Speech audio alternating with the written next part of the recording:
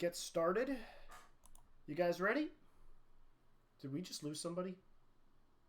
Yep, we just. I don't know. Devin disappeared. Devin disappeared, of course, right as I started. Ah. You guys slay me sometimes. Alrighty, well, into the in-game time chat.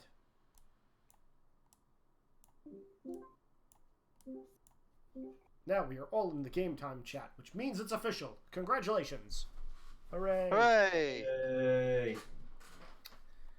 Alright. I was moved against my will.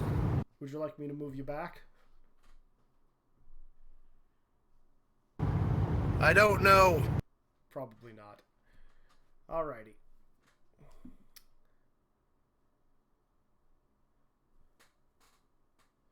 So, who remembers what happened last time? We met the most trustworthy of people.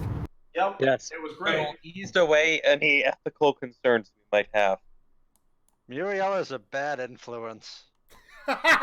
Wait. That's the only time we've learned this? Do you remember what happened at the end of last session where Uriella, what you did to Webby? Yes, I remember. I'm questioning that it is only now that people are learning this? Wait, I fell asleep. What happened? So Thor came in and said they should celebrate with merriment and started handing around mead. And Webby said, I'm not old enough to drink that. And Muriela's like, nonsense. You've saved how many worlds now? You're definitely old enough to drink. And Thor did not say no. And Webby gives in to peer pressure very easily. I mean, why wouldn't somehow- you say no? Somehow Mute left that part over. What the hell is going on? Sean's mic is flipping. Someone is remixing Sean's mic. Apparently the software for my mic decided it got confused. Alrighty. Anything else of important happened last time, or was it just you guys meeting Xanatos? And we just lost Coco. Yep. So the other important thing is we didn't get to see Coco try to lift the hammer. That is, you're saying that now that Wex isn't here. Need to get to see Coco try to lift the hammer. It's true. Coco is the Yeah, only one who did Coco not do missed that. out on trying to lift it. Yeah, sorry, Wex. You missed out on trying to lift Mjolnir. I think we know what would have happened. You think, but you don't know. There you are. Okay. My call died for a sec there.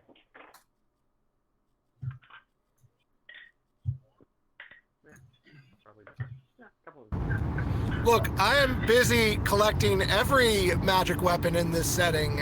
What's one more to my collection of Keyblade and Fishhook? I mean, Hey, every the magic fish item. hook is shared. I'm still confused why we gave the bird the fish hook. The fish hook thus far has traveled between Basil, Coco, and Mute, depending on what I used scenario. it once when we tested how it would work. I've used it in a fight. Yeah, Mute has used it in a fight. Coco has become I did not Phoenix. use it in a fight. No. No, Mute has used it in a fight. Okay. You tested to see if you could become human with it, which you can. But you haven't really used it beyond that. Alright, so. Yeah, because it's. Because what, Devin? I don't know. You need to probably ask for it or something. Anyway. Asking is key. Oof.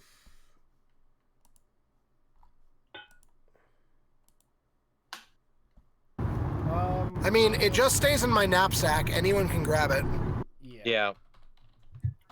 I grab it in fights until the Keyblade gets summoned. I probably should stay in. I mean, considering how often I stay in the knapsack, I probably should just do that more often. Yep. Hold on, I just want to.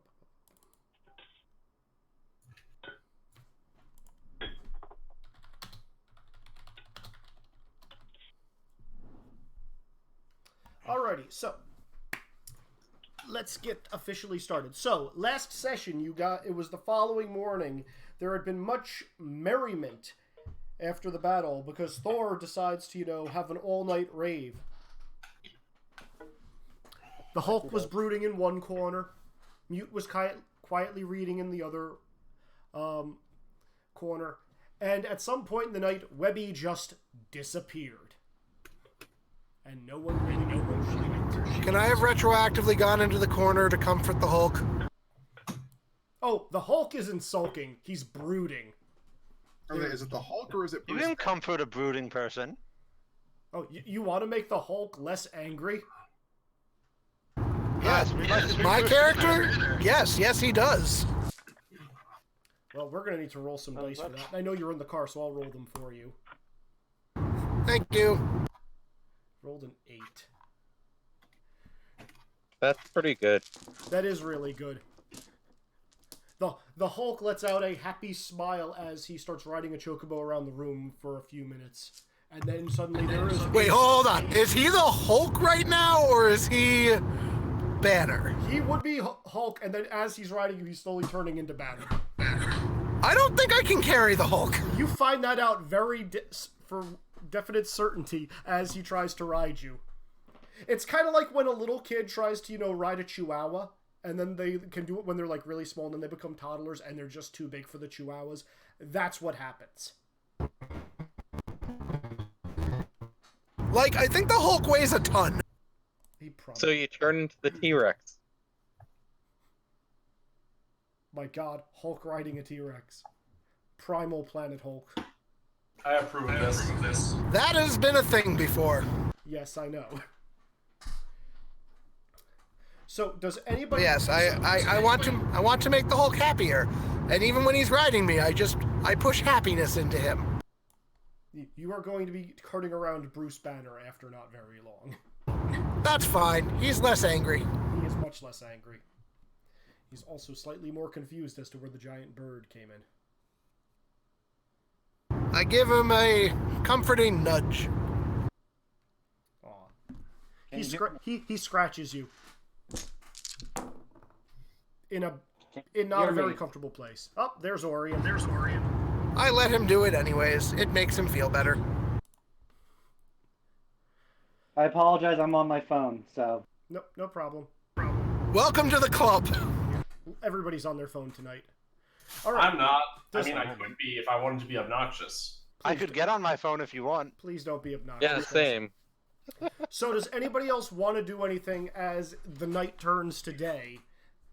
I mean, is the hammer out and about? Yes, I want to turn off the sun. The hammer is in fact sitting in the center of the room, right in the middle of a, bowl of Doritos. Okay, well, when the night's almost over, I'm going to try and grab the hammer to bring it back to Thor. It will budge slightly. It will not move. When the night is over, here I was going to go. There's a lot of lightning in that reactor. I wonder how much power is in it. Are you going to go and play with the reactor, Muriala? No, I'm going to go try and pull power from the reactor and do things with it. That's what I just asked. That is different than play. I actually vaguely know what I'm doing in this case. So you're going to go into the arc reactor room, and guess who you're going to find in there? Webby? Webby. Wait, I'm still there? Oh, yeah. It looks like Webby is getting a stern talking to from Owen. Oh, then I'm still drunk. From what? From Odin? From Owen. Owen. Owen is giving Webby a stern talking to about running around the arc reactor room. Oh, that's so hilarious. But I just wanted to talk to the stone peoples. The ancient Sumerian gargoyle things or something, right? Or no, these are French. They're French. He's going to correct you and say Scottish, actually. Scottish? These are Scottish? God damn it, why did you tell him that? They're Scottish gargoyles. Maybe one of them knows Scrooge. Owen is just going to narrow his eyes. I lean on one of the gargoyles and like, dude, You are walking. You are ever walking. meet Scrooge McDuck. You're walking into the middle of a fusion reactor to lean on a gargoyle. Okay, I tried to. He's going to stop you before you literally incinerate yourself. Wait, I wanted to. They might know my Uncle Scrooge. I mean, he's not my Uncle Scrooge, but he's my Uncle Scrooge. Another time, perhaps. Can't you see they're sleeping? Oh, I'm sorry, gargoyles. I didn't want to wake you up. Good night. Hey Owen, how much power comes out of this thing? He's going to give you a very technical number that is very large that you don't understand. I actually understand the conversion of electricity into mana. A metric fuckton is the correct answer. Cool. Precisely one metric Borrow fuckton. some at some point, because I have an idea, and the regular outlet in the lab isn't quite enough power. Unfortunately, Master Xanatos does require the full amount of this energy for his fusions. Are you like storing it in a giant battery? It has to constantly recharge itself after each event. Okay, does he still have that old room that I used to have? You will find it exactly where it was before. Untouched. Great. Okay, gonna go do some stuff there. Okay. But you're just sort of wandering off, gathering glowing white energy into her hand. Okay. Orion, Basil, you guys doing anything fun during the evening? So there are gargoyles inside the reactor powering it. They're not powering it. They are just kind of in gargoyle poses in the middle of the arc reactor. They are kept as in stone by being in the center of the reactor. We We're have trying to been shut down the told that this reactor. is for their own good. You try to shut down the reactor? Yeah. Owen stops you. Owen is going to be there and say, "Excuse me, ma'am, but we cannot allow the reactor to go dark. If it does, the entire world will be put in jeopardy." Nah, that's when you got the acid noodles. And what about those in the center? What about them? What are you doing for them? It was their wishes that they stay sleeping unless the world was in times of peril. That way they could protect the planet for much longer than their lifespan would otherwise permit them.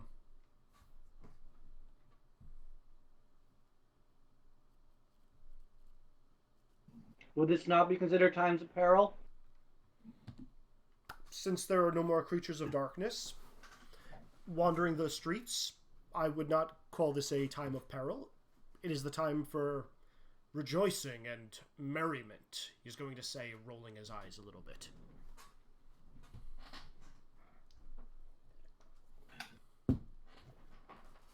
So the world is either in a state of joy or apocalypse. There is no in between.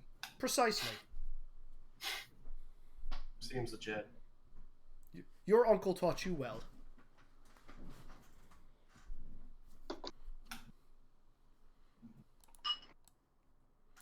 What do you want to do, Orion? I know Owen's not going to let me shut it down all night because I know about Owen. I mean, you can certainly try. The rest of us filled the opposed roles to not just believe Xanatos. Mm-hmm. I mean, again, if you want to shut it down while his back is turned for half a moment, I'm not going to stop you.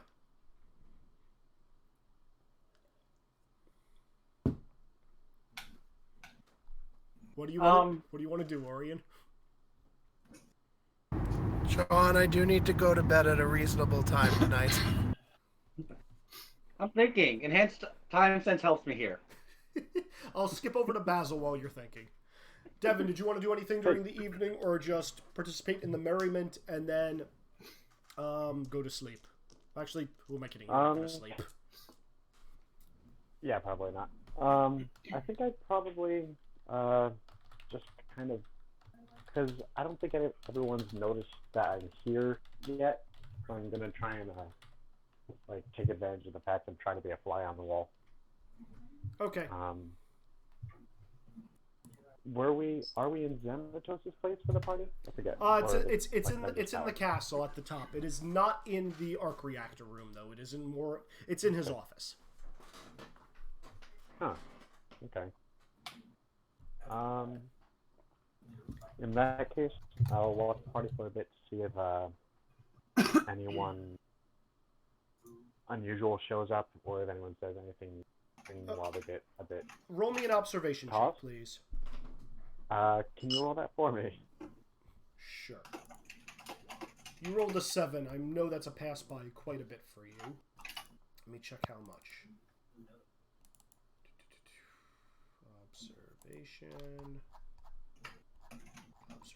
Observation. Oh, wow. Pass by 9. Good job. All right, so Basil, one thing, like, everybody seemed like you know what your party members are like at this point. They all seem to be acting normal. Webby seems to be acting weird, clearly because not used to alcohol. The one thing you do notice is that Owen is just kind of standing, you know, almost as still as a statue in the corner, just watching everybody. And then almost without prompting, he immediately, like, turns on his heel and heads into the other room, brings back Webby, and then does it again a little bit later, as though, like, he just knew something was going on. As a note, Muriela has disappeared into the depths of the castle at this point. Yeah, that happened too. Which, Muriela, I don't expect much. The guy somehow just, he doesn't seem to have any kind of like earpiece or communicator on him. Oh, he very distinctly does not. Like, he turns his head, like, enough, just, like, looking back and looking forth. And, like, you see, there's no earpiece in there. You also get the sense that at one point he looks directly at you, even though you're fairly well hidden. Alright. Definitely some sort of preternatural sense going on there. Not sure if he knows what I am, but he definitely seems to know I'm here. Alright,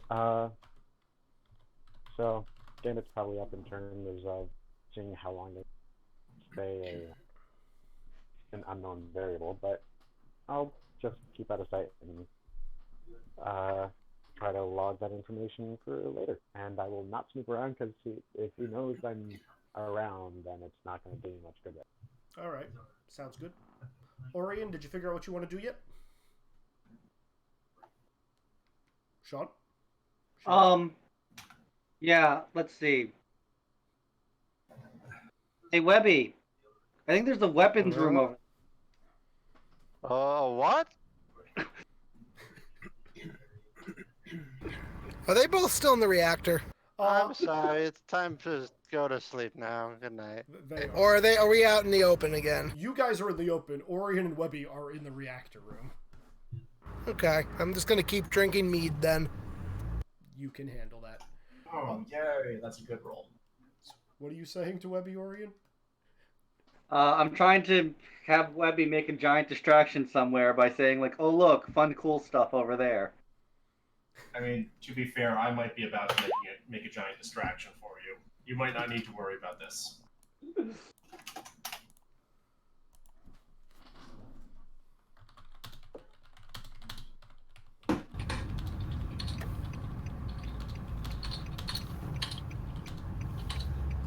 Con check. Webby falls asleep. Wow, Webby, you're so How do you have a useless. con stat to roll? Healthiness. HT. Yeah, I know what she meant, but yeah.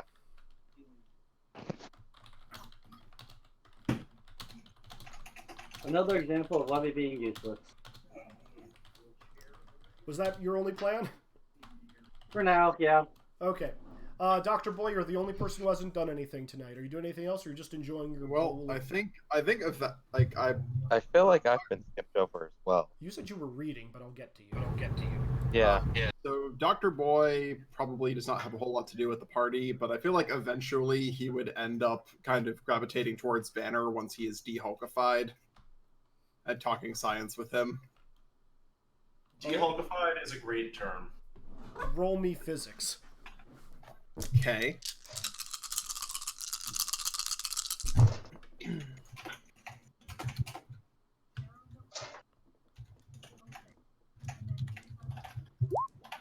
Pass by 9. Damn, son.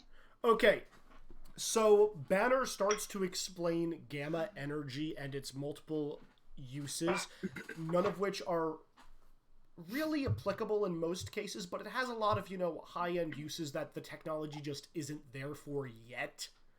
Like But he- killing shit. Yeah, kind of. But then you both start discussing, like, between your findings, from traveling to different worlds and his knowledge of, tachyons and quantums, about how, the rate, the difference in time rate among various worlds.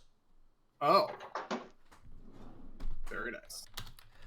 And it seems like, at least from the worlds you've mentioned, that he theorizes that, depending on, he describes it kind of like, the rings of Saturn, or like an onion.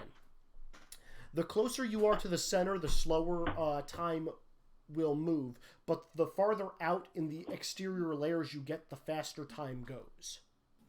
Huh. Okay. Do we have a theoretical point for the center? He named a couple of things in like a random star map. He said it would probably be the origin of, like, the Big Bang, where, like, all the universe came into existence and multiple worlds came into being. Alright. I am absolutely going to update the ship's navigational model to include the time dilation effect. Okay. Well, when you actually travel to a few more worlds, you're going to have a few interesting data points, by the way. Okay.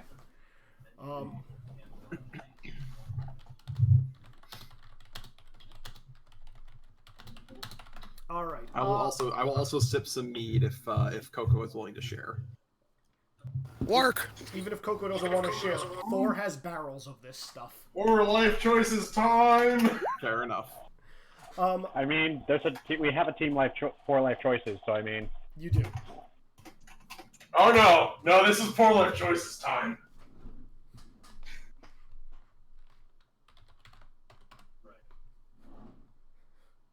The answer there is pain right now, by the way. All right. All right. Lastly, Mute, which book were you? Muriel is going to be rapidly walking back to the room. Let me know when she gets there. You're probably going to get there as the party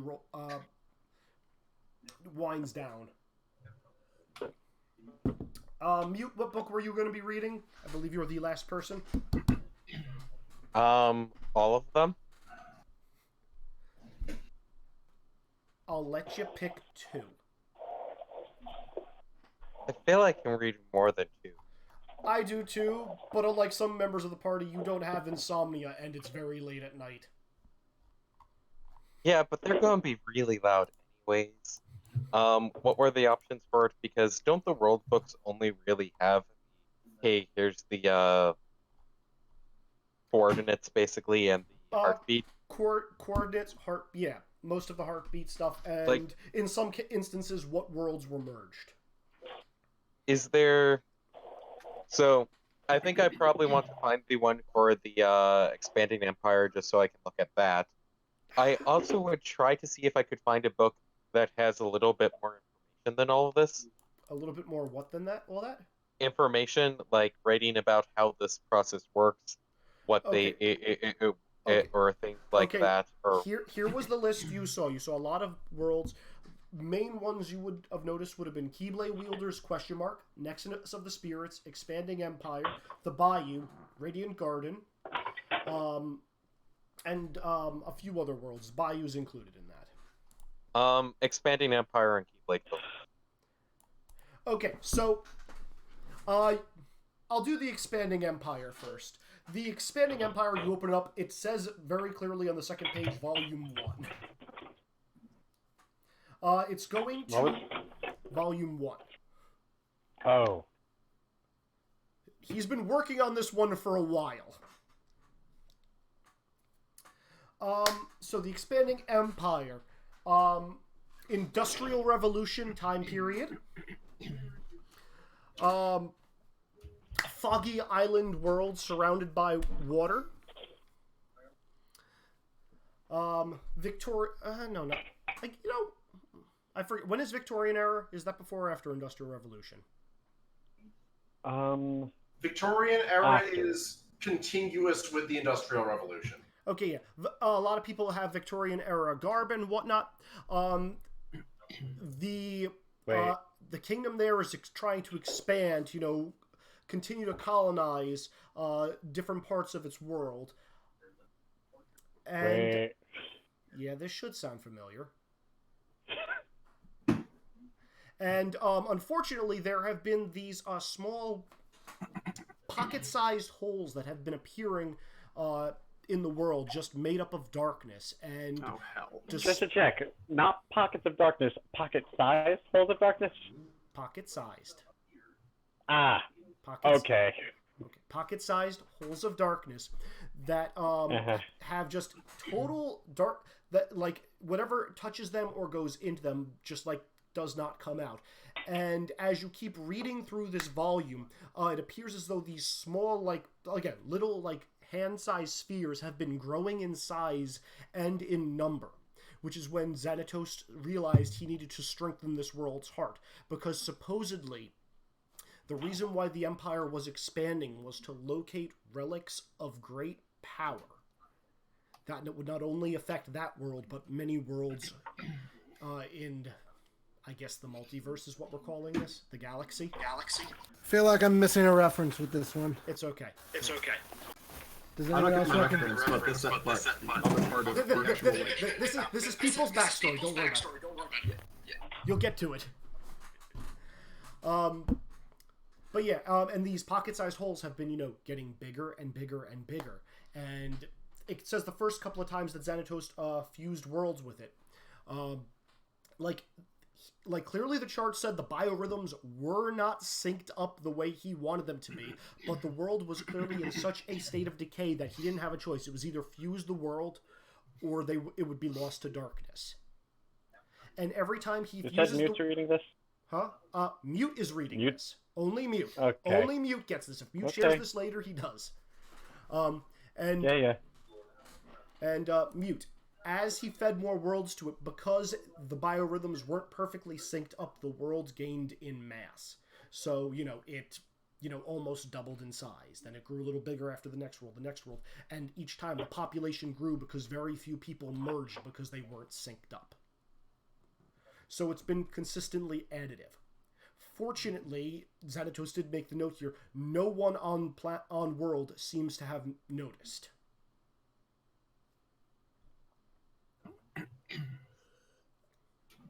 That's all you're getting from the volume 1 of the Expanding Empire. Okay? That's still pretty Yeah. nice. Keyblade wielders. The Snore. the first page is just a rough drawing of, like, a man in, like, a really fancy set of armor, you know, wielding this gigantic, you know, sword that kind of has, like, a small key built into the hilt. It's clearly, you know, a, you know, sketch by somebody who's never actually met a Keyblade wielder. And it goes on to tell of, like, the most astonishing feats that Keyblade wielders supposedly have accomplished. Things from, like, cutting oceans in half, to leveling mountains, to melding their minds with other Keyblade wielders surrounding them, to literally being able to stop time and move freely among enemies.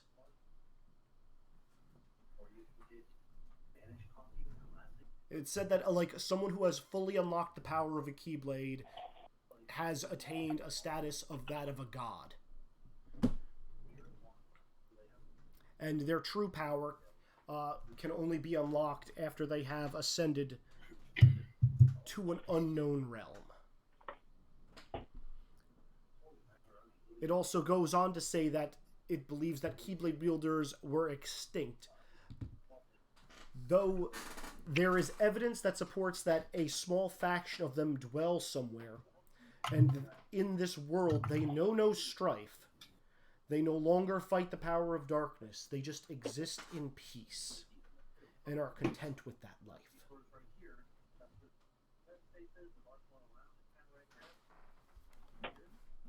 Sound good? Yep, have some theories, but okay. I'm glad. Okay. All right. Anybody else? Otherwise, we're going to jump ahead to the next day. Any last things you guys want to do while here? Yes, I want to come storming back out of my lab. You may do so. All right, so at some point a little bit later, Muriel's going to come coming out to the bar. Is like, "Where's Webby or maybe Coco? I need one of them." Snore. Webby is sleeping. Coco is drinking and like nodding along with Mute and Banner's conversation, even though he has no idea what they're saying. Dr. Goodboy and Banner. Yes. All right. I'm sorry, Dr. Goodboy and sorry. Muriel's Coco. I need to try casting a spell on you to see what happens to you rather than me. I have a theory about the nature of how everything interacts, but only one sample doesn't actually solve the problem. Wark?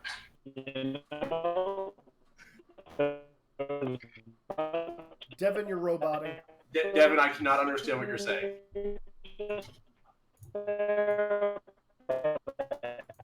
Devin, could you hang up and rejoin your roboting?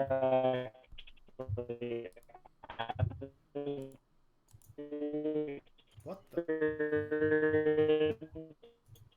It's like you're talking through 6 fans. At half speed. I'm gonna disconnect him so he rejoins. Yeah, that's a good idea. Depending on what he's saying, I might have a reaction for him.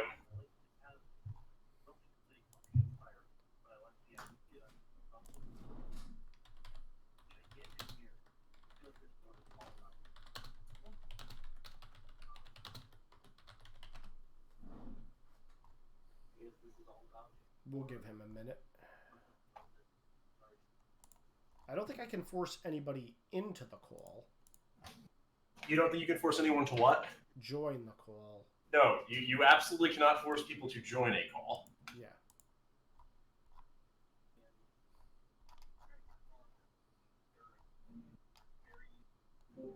Okay, there we go. He's back. Devin, can you hear us? Oh. Yeah. Okay. Can you hear me without it being completely garbled? Yeah. Sorry, Yep. I had to disconnect you because we couldn't understand you when it started. The feedback was getting Well, that's ridiculous. It wasn't feedback. His conversation was actually slowing down if you listened.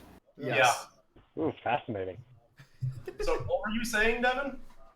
I was just saying, like, I heard you, like, echoing a bit when you were, talking to, one of the other characters, but I think that character was drunk, so it actually kind of worked out perfectly, This is real calling you be like, Coco, I need to cast a spell on you to figure out if I'm right.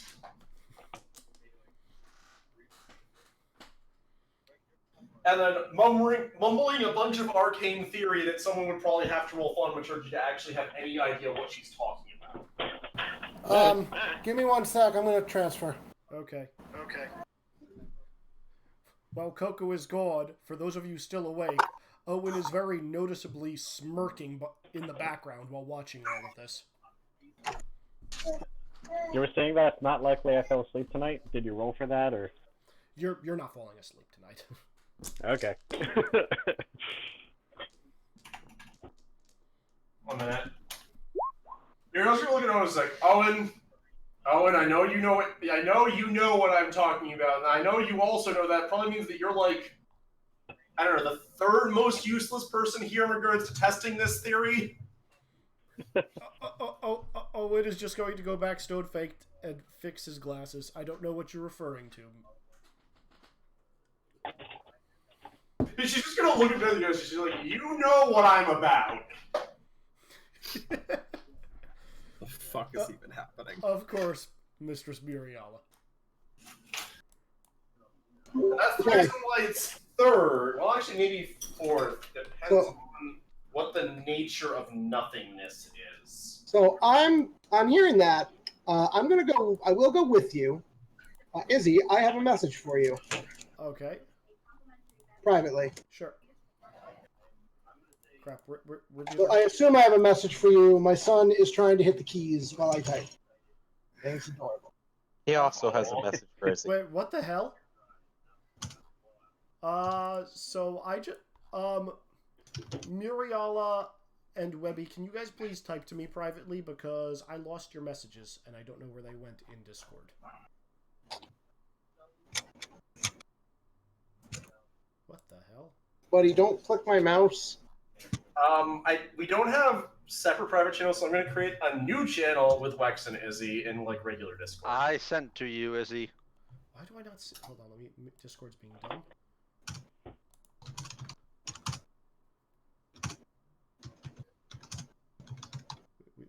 We can just RP this, guys, if you want.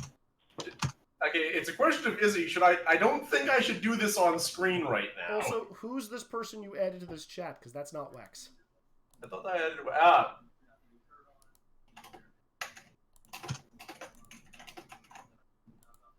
I Wex clicked has a the demo wrong role. name in regards to that chat. Wex, if you're typing to me, you should be doing it in the private chat. 1 minute. Oh no!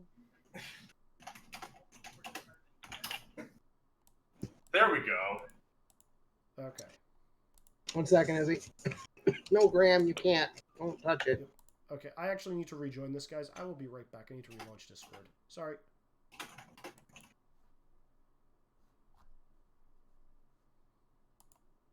Being stealthy about walking away in case any of the people who are shady decide to try and follow. I'm coming with you. Okay. I just had to type something to Izzy really quick. Yep. All right. Okay. My thing is back. It was weird. Izzy, it's very important you read my message before we continue with whatever Nick is doing. Oh dear. Okay. Okay.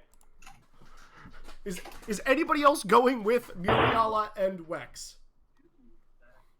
I think if it's just the two of them, then it's just the two of them. Nick, type me very quickly what you're going to do. I don't really have a reason to. Okay. Nick, I'm going to assume I'm probably still in conversation with Banner. That's perfectly fair. That's going to be a long conversation. Izzy, you understand what I have decided? I've typed to you. I understand it completely. Good. I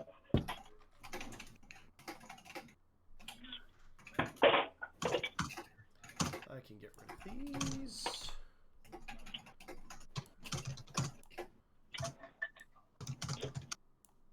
Izzy, I'm typing up a long monologue in the private chat for Muriel explaining things to Coco without bothering to stop talking ever. Okay. All right. While you're doing that, I want this to resolve as the thing before the next day. Oh no, this is gonna need to resolve before the next day in case I do something more dumb.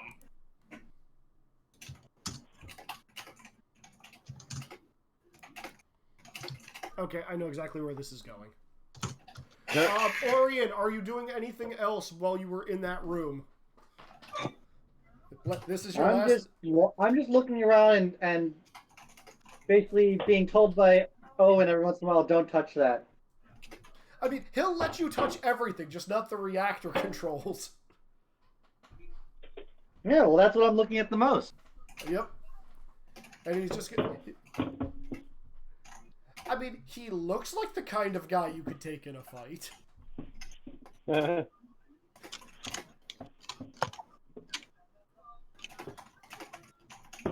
Good job, Graham. Type that message to Izzy. Woohoo! Aww.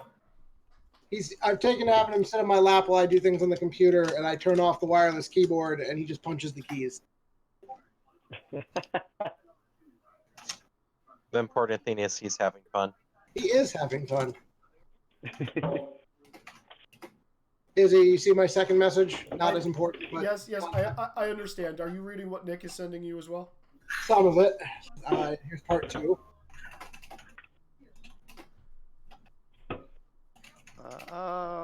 Owen. Are you typing to Izzy? I was able to clean out her car. Owen. Yes? Are you, Nick, are you suggesting what I think you're going to do? Owen. Yes? Can you take me to Coco? I want to hug Coco. No, don't you come along! No, you're gonna make this worse! Oh dear! No! Oh, I'm sorry, buddy. Oh. I'm sorry. We're sorry, Graham. Yeah, no, Owen is definitely just going to pick Webby up and take Webby outside to where Muriala and Coco went. I know, we're going deep into we're going back to Muriala's old lab. Yeah, Owen knows where that is. Owen knows shortcuts to get there, especially if Webby's half asleep. Which means I can turn off the reactor. Oh, you can. Good lord. This is going to go interestingly. Oh dear. Got there.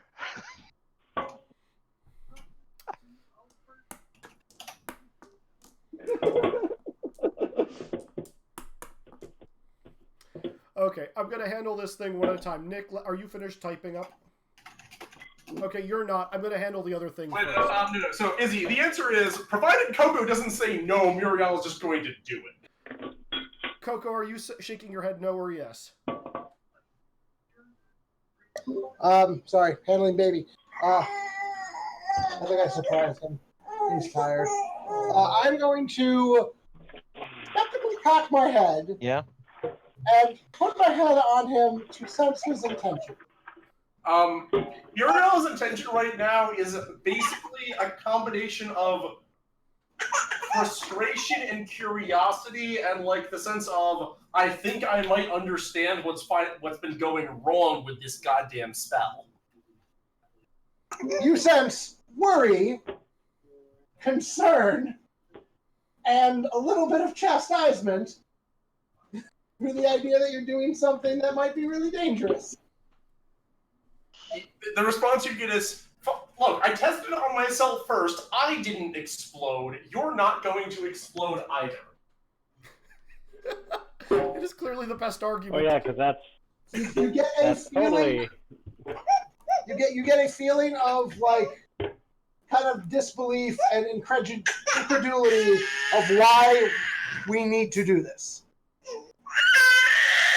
Just like, because I have We're access making to the a baby power sad. source here that I don't have access to anywhere else, and therefore I can actually channel enough mana to make this work easily.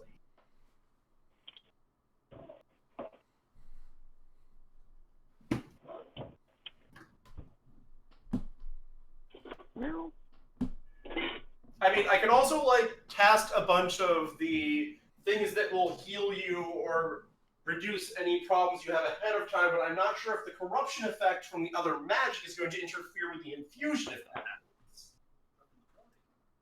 Also, honestly, I'm not really sure what the Keyblade is going to do in these circumstances, but either of my two good options have that problem. And as you mentioned that, Owen shows up with Webby.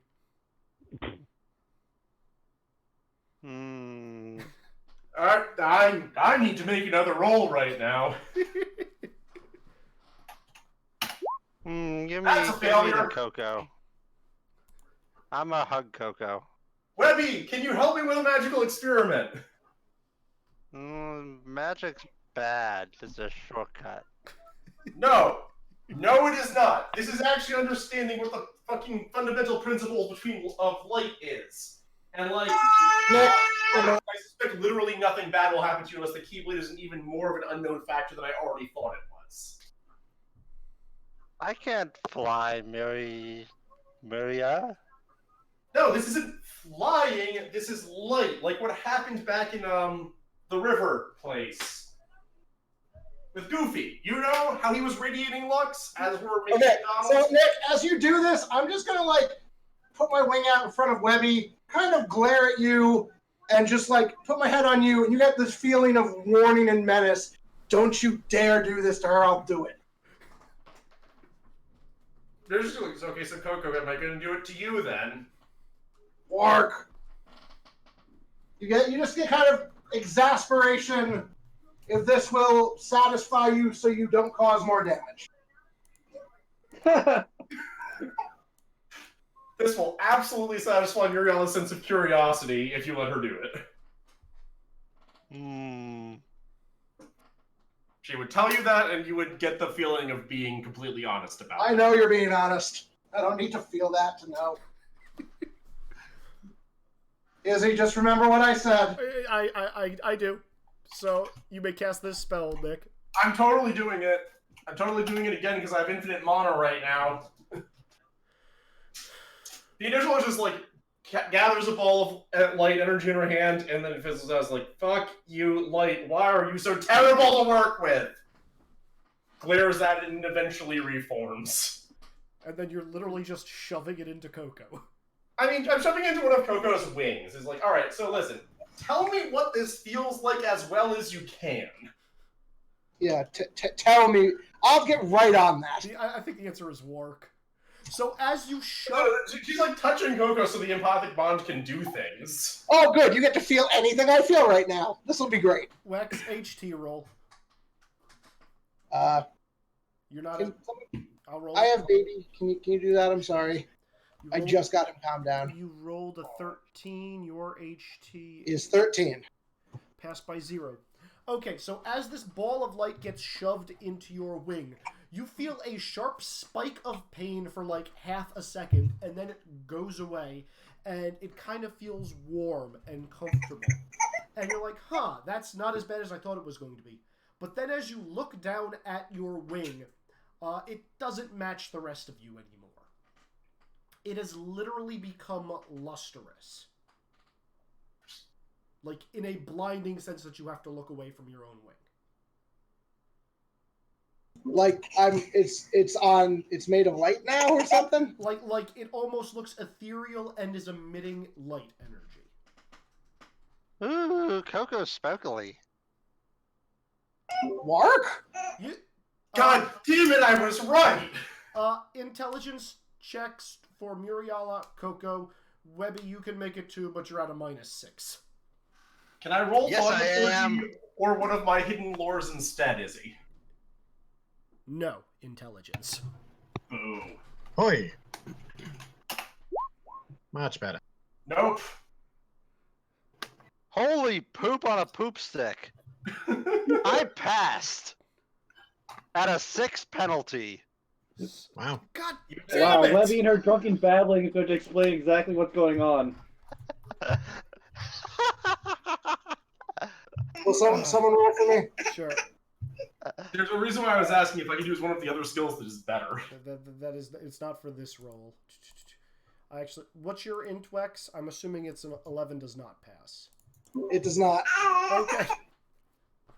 Hey, Webby. Yep. This glowing light emitting from a person's body. This looks eerily familiar. You just can't place where. I've seen this before somewhere. Where? It was the light in the Where? It was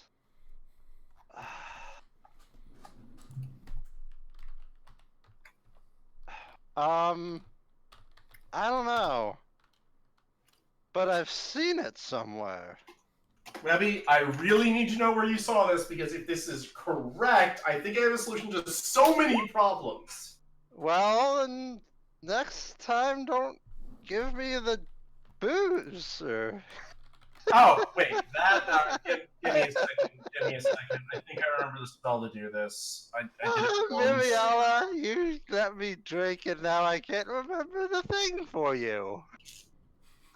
Izzy, I'm gonna use my bullshit thing to pick up the, I think it's neutralized poison. You can do that. Wait, I think that's the one that eliminates alcohol. It's like you got hoisted by your own, what's the word? Pew pew pew. 1 minute. Your own pew pew pew. Give me a second. Yeah, that's it. You got hoisted by your own pew pew pew. To see if I'm having it to see which one it is. See, this is why you shouldn't mess with magic or drugs. Don't do magic, kids. Just say no. Wark? I'm kind of flapping my wing and like... Nick, What's happening to it? Okay, cleansing is the name of the spell. It is cleansing all bad, all foreign substances and poison. Oh wait, no, it's definitely neutralized poison. No, Muriel's casting sober up on Webby. Is it just my wing? It's just your wing. Use steel wing. Izzy, pass by 4 on making Webby sober up. Webby, you've successfully sobered up. Very suddenly, as you're saying, pew, pew, pew. Ow. No, there's no hangover. No hangover. You're good now. Oh, okay.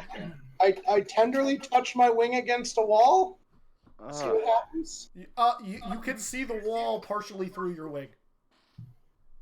Okay, does it actually touch the wall? Oh, it does touch the wall. Yes, it touches the wall. So I'm not intangible. No, you're not intangible. It's still there.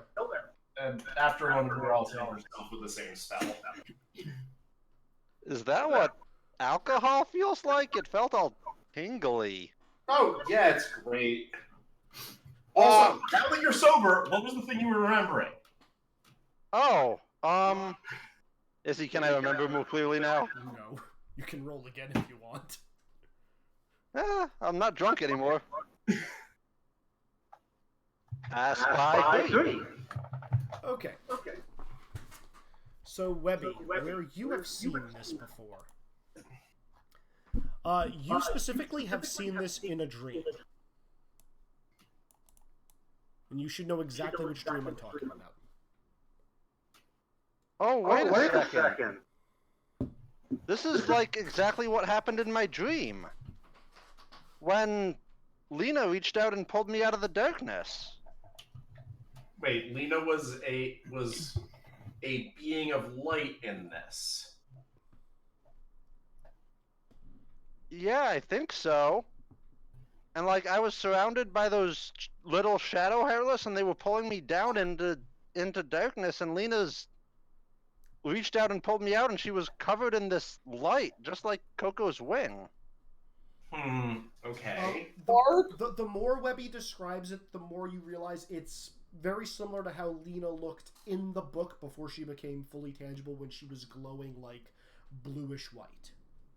Okay, that makes sense given the relative light energy that she was emitting, but it still doesn't change the question of what this state actually implies. Is it intangibility? No, it's not intangibility. Coco can touch the wall. It's the ability to actually interact more directly with the hearts of others. I'm going to gently touch it on Muriella. You touch Muriella. Does any of the light transfer? Nope, it stays in Coco's wing. No, Muriel is now casting all of her identification spells on this, but maybe it kind of repels darkness or something. I mean, okay, let's test that. Okay. Borg looks at Coco, like, I'm not gonna actually touch you with it, but like hold it nearby. Borg. Okay. I look very upset as I look at my wing. I look towards one wing, then the other wing, and look very upset. Izzy, what happens if I move an orb of dark energy near to Coco's wing but not touching it? What does that do for all of the spells to figure it out? Okay, the Orb of Darkness is actually going to be repelled slightly. It's like trying to push two magnets together. No, you're protected against darkness like this, which... Are you still touching me? Yes. You sense a little relief, but also kind of upset. Like, my pride is hurt. What? We're just gonna look very straight to Coco. You are doing something that, well, we've only heard of once before. I bet there's Keyblade wielders who have figured this out, though. Izzy, can you make a gesture roll for me?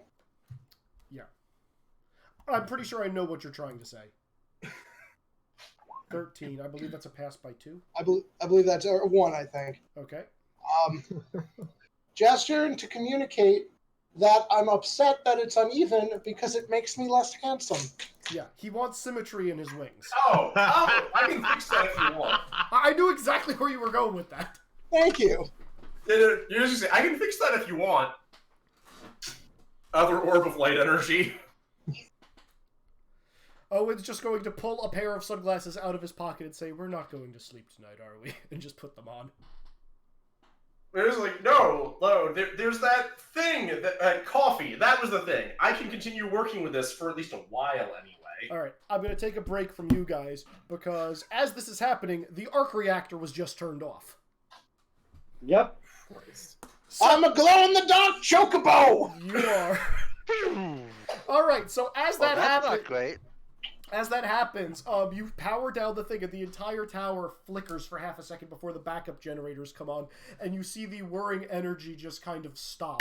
And as soon as it completely flickers out and the fusion reaction ceases, the gargoyles in the center are going to roar, and from inanimate statues, they become fleshy people. Fleshy people! Yeah. Gargoyles. Are we at the... Who's at the reactor right now? We are nowhere near You guys are nowhere near it. This is why this is... You're in, like, the creepiest fucking lab. Yeah, the power surge wouldn't even have come down to you guys. Like, that's how far away you are, and your lab has separate covered in reactors. dust and cobwebs with all sorts of, like, skulls and spikes and random metal bits and really dangerous-looking implements that have obviously not been used in a long time. So, Regulus are really leaning into the bad guy. Yes. So, Orion, from there emerges Goliath and his troop of gargoyles. Let's see, Lexington, Brooklyn, Bronx, and, Hudson. Who's the last one? Broadway. I forgot about Broadway. Goliath, they're all of them are going to just kind of be stretching and yawning, except for Goliath, whose wings are going to come together in a cape, and he's going to look around and say, "Where is Xanatos? Who are you?" Probably in bed. What? And who are you? My name is Orion. Pleasure meeting you, Orion. Is there some kind of peril inflicted upon the city? Well, you missed the giant peril that was going on a little bit earlier. But also, Xanatos, do you know what he's doing? No one ever truly knows what Xanatos is up to. However, You know he's smashing words together in order to try and create something else?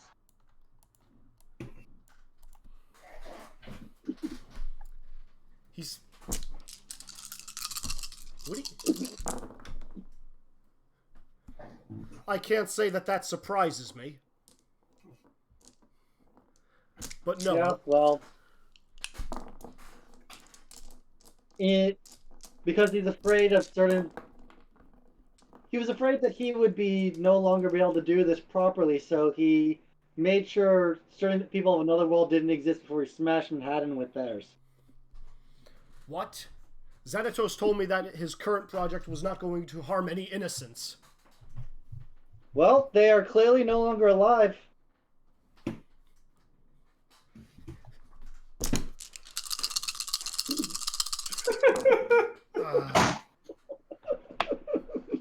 Congratulations, you've hit that justice button on Goliath.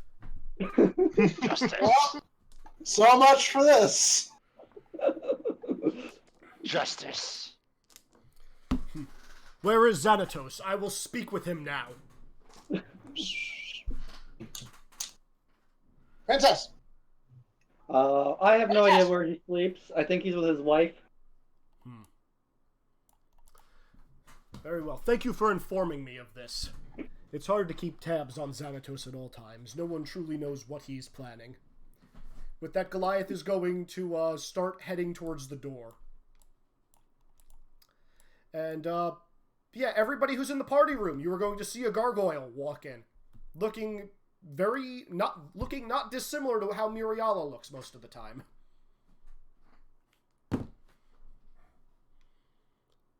Ah, that's cool. Man, Nick, you must have made some weird deals to end up here.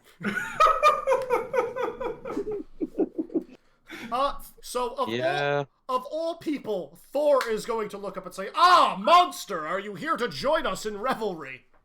Because of course he does. Because of course he does. And Goliath is just going to look at him and say, I'm not going to be spurned on by you again, Odin's son. You know my thoughts on your type from Asgard. Oh yeah. That's right. That's great. Yep. Thor is just going to look at him and say, I do believe we still have a challenge that stands. And Goliath is just going to say, another time, I have business with Xanatos now. Does Thor even appear in that episode? No, he doesn't. But this is my game. I'm just curious if Thor ever appeared in that show. I think he did once. Really? Okay. Yeah. Thor is for those of you in the room, Thor has been drinking heavily for the better half of the night at this point, and he is going to say, nonsense! We do battle now! And he's going what is happening? He's going to hold out his hand. Mjolnir is going to come flying towards his hand, and then he is going to launch himself at Goliath as Goliath is trying to exit the building. You guys promised me a short session today. You promised!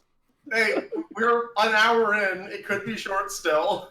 I was expecting you guys to get off-world 15 minutes in. You I'm promised! trying to determine how I feel about this. You can roll to see how you determine. So yeah, there are now going to be large battle sounds from outside as the rest of the gargoyles kind of just pile in. And just be like... What would be the penalty to summon Judge Master? Time to go investigate the rest of the tower. Okay, I'll let you make one investigation roll. You're getting one cool thing from this, because it is going to be morning soon. Izzy, what's the penalty to summon Judge Master? -1.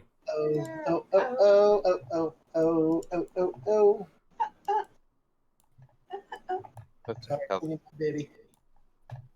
Forgot the mic was on. What?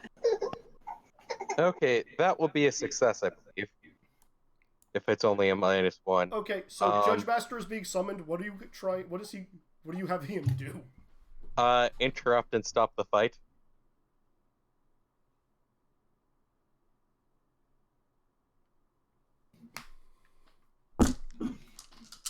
This fight seems pointless, and both of them seem like they are supposed to be good, reasonable people.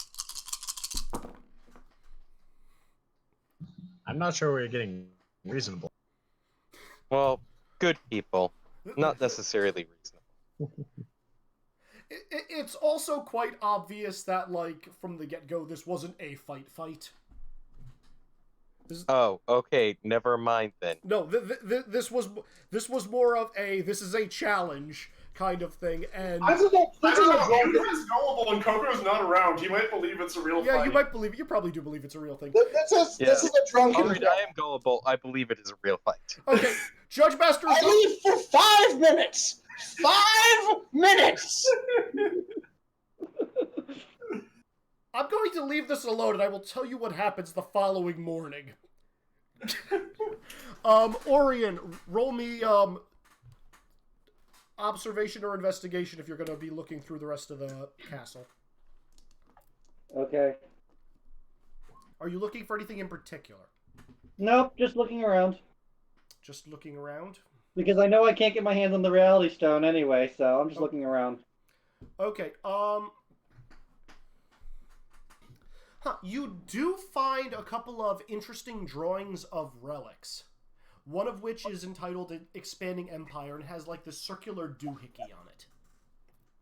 With a bunch of, mathematical equations and formulas and a thing to solve and like a methodology on how to solve it.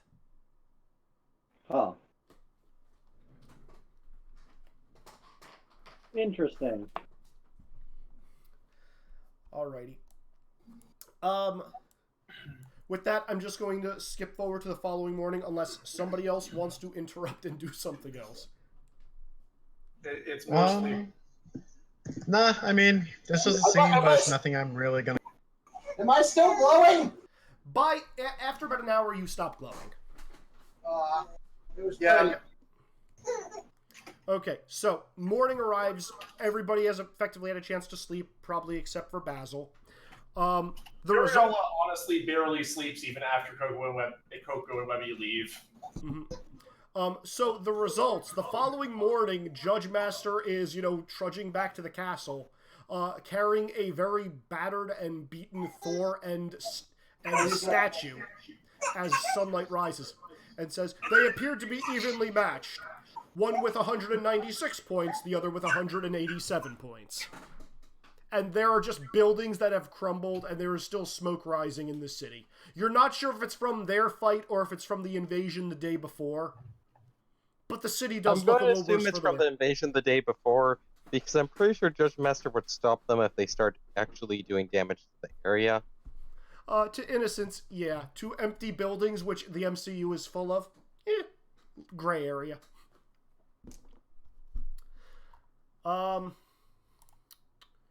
So yeah, morning's gonna arrive, and a very happy and refreshed-looking Xanatos is going to greet you all. Good morning. And remind you guys that of the tasks he was hoping you would complete for him, notably returning this to its home, and he is going to have a small box, what looks like a gummy box, and open it up, and inside of it is going to be a glowing purple stone. Got it. A heart of the world. Let's have Coco eat it. Yeah, I think that's probably really important that we put back. Granted, that's worked out well before, so. Wait, sorry, I was doing this stuff. What is there a stone? There's a stone here now? Yeah, he fused two hearts together into one, and we need to put it back into its world. Which two, or does he say what he's fused? He said the Bayou is the world that you need to return this to. I put my head on it. It feels very similar to the way the Heart of Tafiti felt, but like, unlike the Heart of Tafiti, there's no real distress. It's just kind of like there.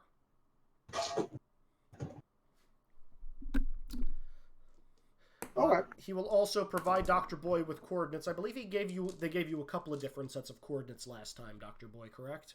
Yes. Okay, good. Xanatos is going to look at you all and say, and please feel free to stop by whenever you feel like it.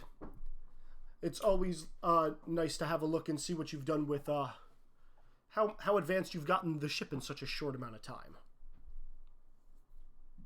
I'm definitely going to need to talk to you more about some of my theories, but I need to do more experiments with them first. You'll probably be interested in this one. Of course. I'm always here, and you always know how to find me. He's going to say, smile warmly, reach out a hand, and, give you, like, a good firm handshake. Firm handshake received and given back.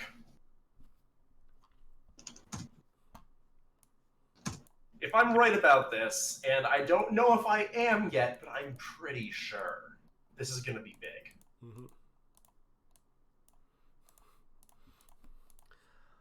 All right. Does anybody else want to do anything on this world? None in particular. Okay, Orion, make me a perception check real quick. Fail. Failed? Okay. All you see is Owen, leans down and whispers something into Xanatos' ear, and his eyes are going to kind of, like, look at you for a half second before kind of smirking. Okay. Anyway, best of luck in your travels. Please feel free to stop by again sometime. Or maybe I'll see you on another world now that we know how to put together gummy ships. Sounds great. Nifty. Anybody else want to do anything? The multiverse is not going to survive any of this. Bye, That's Mr. not in character, Xanatos. that's Thanks just for the me. party. Ezzy, I'm just refreshing a bunch of my gem stocks from it takes 2 minutes to refresh some of them right now. Sure. They're less than 2 minutes to do it. Okay. So, with that said, I'm going to say you guys are going to pile into the gummy ship and head out. The question is, which world are you headed to? I think the one that needs the heart back, because putting hearts back is important. Yeah. Yeah, definitely that. We should do that because breaking my contract is important. I mean, I'm going to keep this one in my gullet too. You can do that. I mean, putting parts back is important. Just feed rocks to the bird. Just be able to tell them apart. Really important you're able to tell them. My gullet's a One's back. purple and one's green. We got this.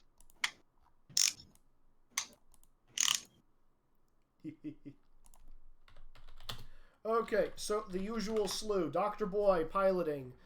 Muriala making a gateway. Webby opening the gateway. Yep. The huge. Pass by 4. Pass by 7. After a lock picking, right? Yep. Pass by 6.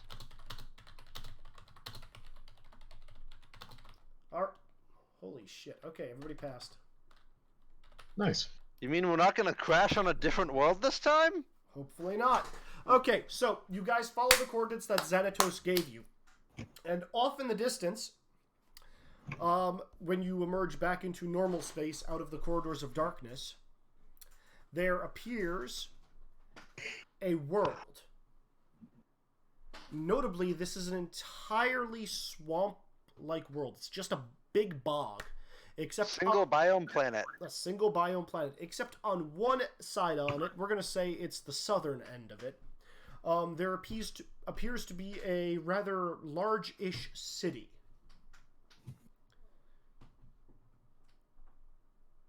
So, Dr. Boy, where's your heading? Guess we'll head toward the city. Okay, everybody kindly make me a perception check at -6. Wait, why at -6? Because I said at -6. That's not a pass. Definitely fail. God damn it, I was so close. Izzy, I passed. By 1. Make it for me one last time while I pull up my character stuff. I finally surrendered Graham this evening. 9. I don't know if that passes for you. I don't. -6, no. Okay. So, as you're all flying... I passed, Izzy. I know. You're all flying farther down, and you're noticing just like there is like a heavy thickness to this world. Just put that. Thick? This world is thick like soup. It's thick like soup. Magic. Identification spells. Is this anything weird? God, it's Persona 4. Okay, so Muriala, first thing you're going to notice as you try to cast a spell. This world is strange. It feels like it should be high mana world, but it counts as low mana for the purpose of casting spells. Irritating. Yeah. I still passed the first one I cast. Okay. Webby, you passed. Yo. You passed by how much on that? By 1. By 1.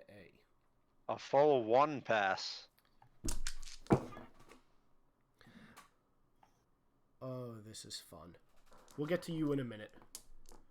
Yay, that's my favorite. That's always good. Let me re-roll with that. Okay. Sorry. Okay, Dr. Boy, as you guys are flying lower and lower, make me a piloting check. Refuse. You're at penalties. I'm not telling you how much because you didn't see the thing you need to see. You're just this. Okay, this world has very little magic, but it's strange because it doesn't feel like it ought to. Something is wrong. Dan, did you hear me? No, I did not actually. Piloting check. You're at a penalty. I'm not telling you how much. Okay.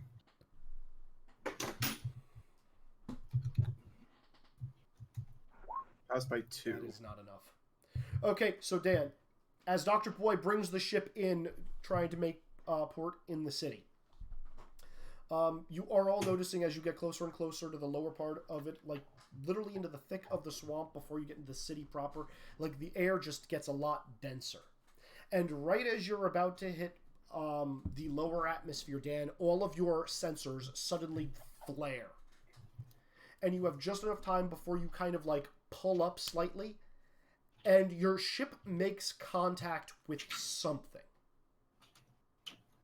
You're not sure what. Something. Visibly, you can't see anything out there.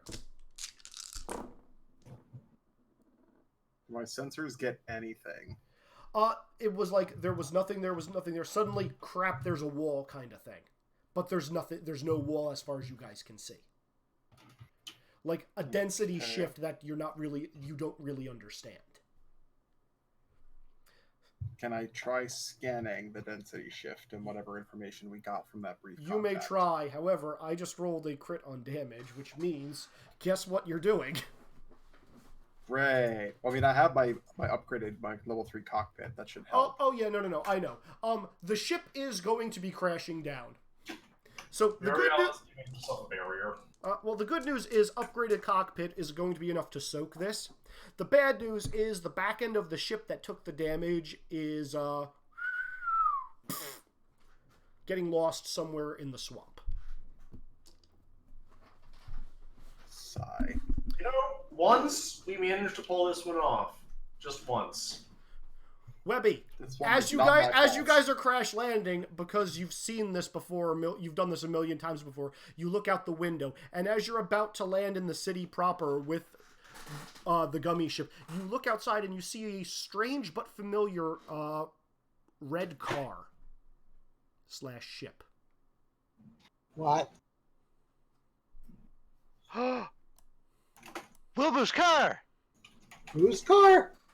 Wilbur! My friend Wilbur! He was helping me look for Lena before we got separated. Is he the one who got kidnapped by the space people? Yes! So he's probably not in the car, but if we find the car, we might get some clues into where he went. Come on, we gotta go get the car. Your friend needs to learn how to park better. Oh, you didn't hit him. Webby sees this on the ground.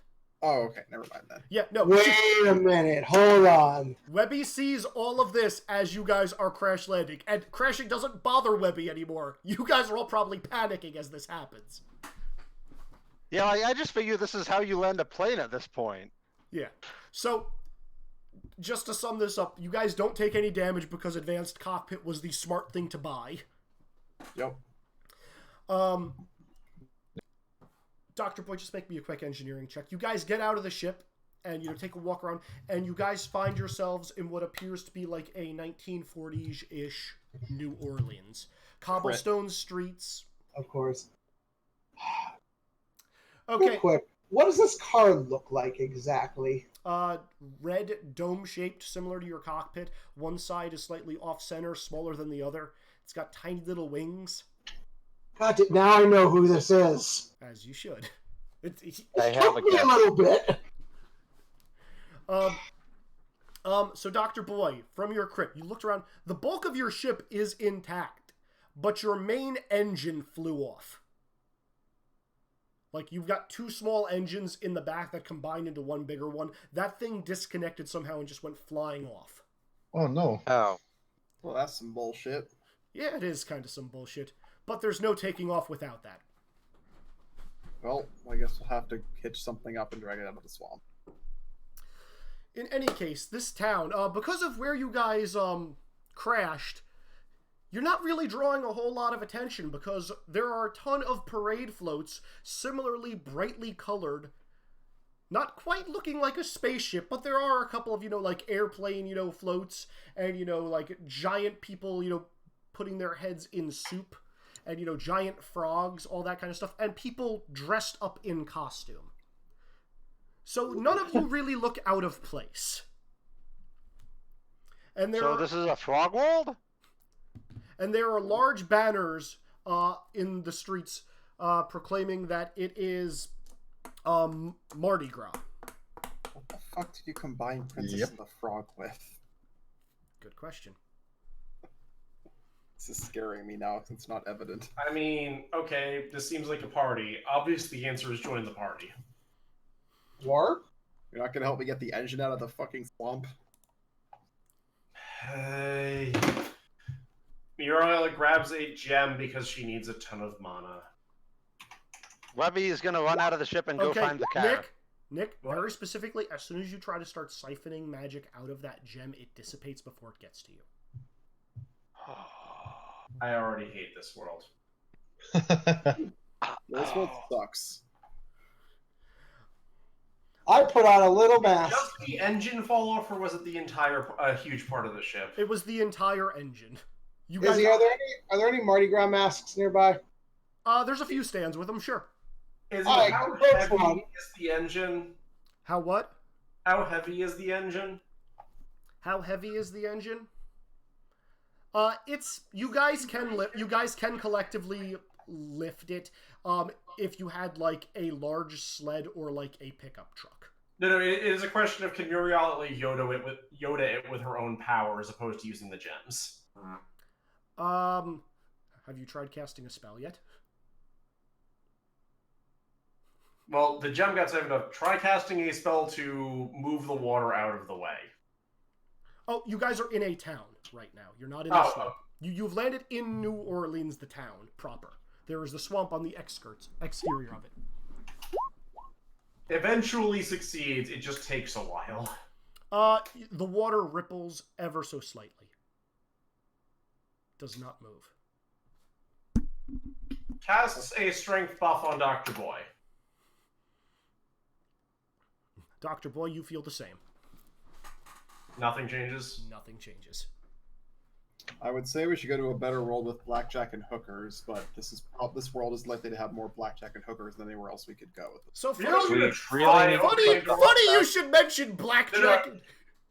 Izzy, Yep. Before anything else, I'm going to try opening a door to darkness. Nope. We're so fucked. Not even a chance. By the way, since you mentioned blackjack and hookers, you're gonna see this running from down the street and just saying, "Everybody needs to come to my party tonight. I'm gonna get engaged." I cannot do this voice. I apologize. See what? You didn't add anything to the map. Oh no. I don't know who that is. Okay, yeah, sure, Dr. Boy. We're relying on you to get us out of here. I'm going to go drink a lot and I party. hate you all. What the fuck is that? That it? Have you guys seen Princess A and the human? Frog? That is the most southern person ever. Oh, I'm just loading in. Is it Ray? No, it is Charlotte from Princess and the Frog. Oh boy.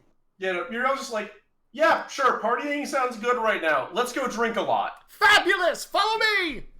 Sounds good. See you later, Dr. Boy. I'm not able to help you. Oh, you have to come too, darling. Look at your costume. She's gonna go over to Dr. Boy, Webby, and Coco. Webby is going to find a car. I hate I pluck a mask off a nearby stand and put it on.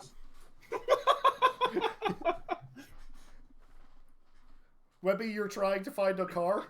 I'm trying to find a car. There are no cars, there are trolleys. I mean a specific car. Oh, you find it. Alright, well, do other people if that's, because I'm just going to be investigating the car for clues. Sure. Ori and Basil, what are you guys up to? Is he sending you a message, by the way? Does the world feel weird? Do not to feel you like at all? being stepped on, so I'm going to stick close to, let's see, what's Orion doing at this point? Well, first of all, does the world feel any weird to me at all? Did you buy that thing? Here, let me private message this. Well, even if I did, Izzy, I don't have access to it right now. You are in the same boat as Muriala, then. It feels like this should be a high mana world because of density, but if you attempt to cast any kind of spell, it's just going to peter out before you do anything. Can I summon from my book? Who are you going to try summoning? I'll summon the Grim because the Grim is not going to get upset by being summoned for an experiment as much as Judge Master.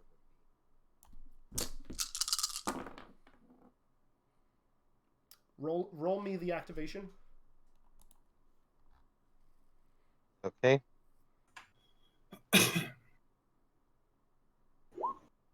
That would be a success. Okay. You summon the Grim.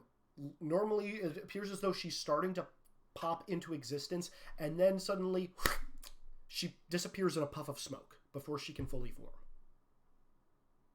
That's a problem. Speed reading through book to see if I can find anything on this. There is nothing on anything like this.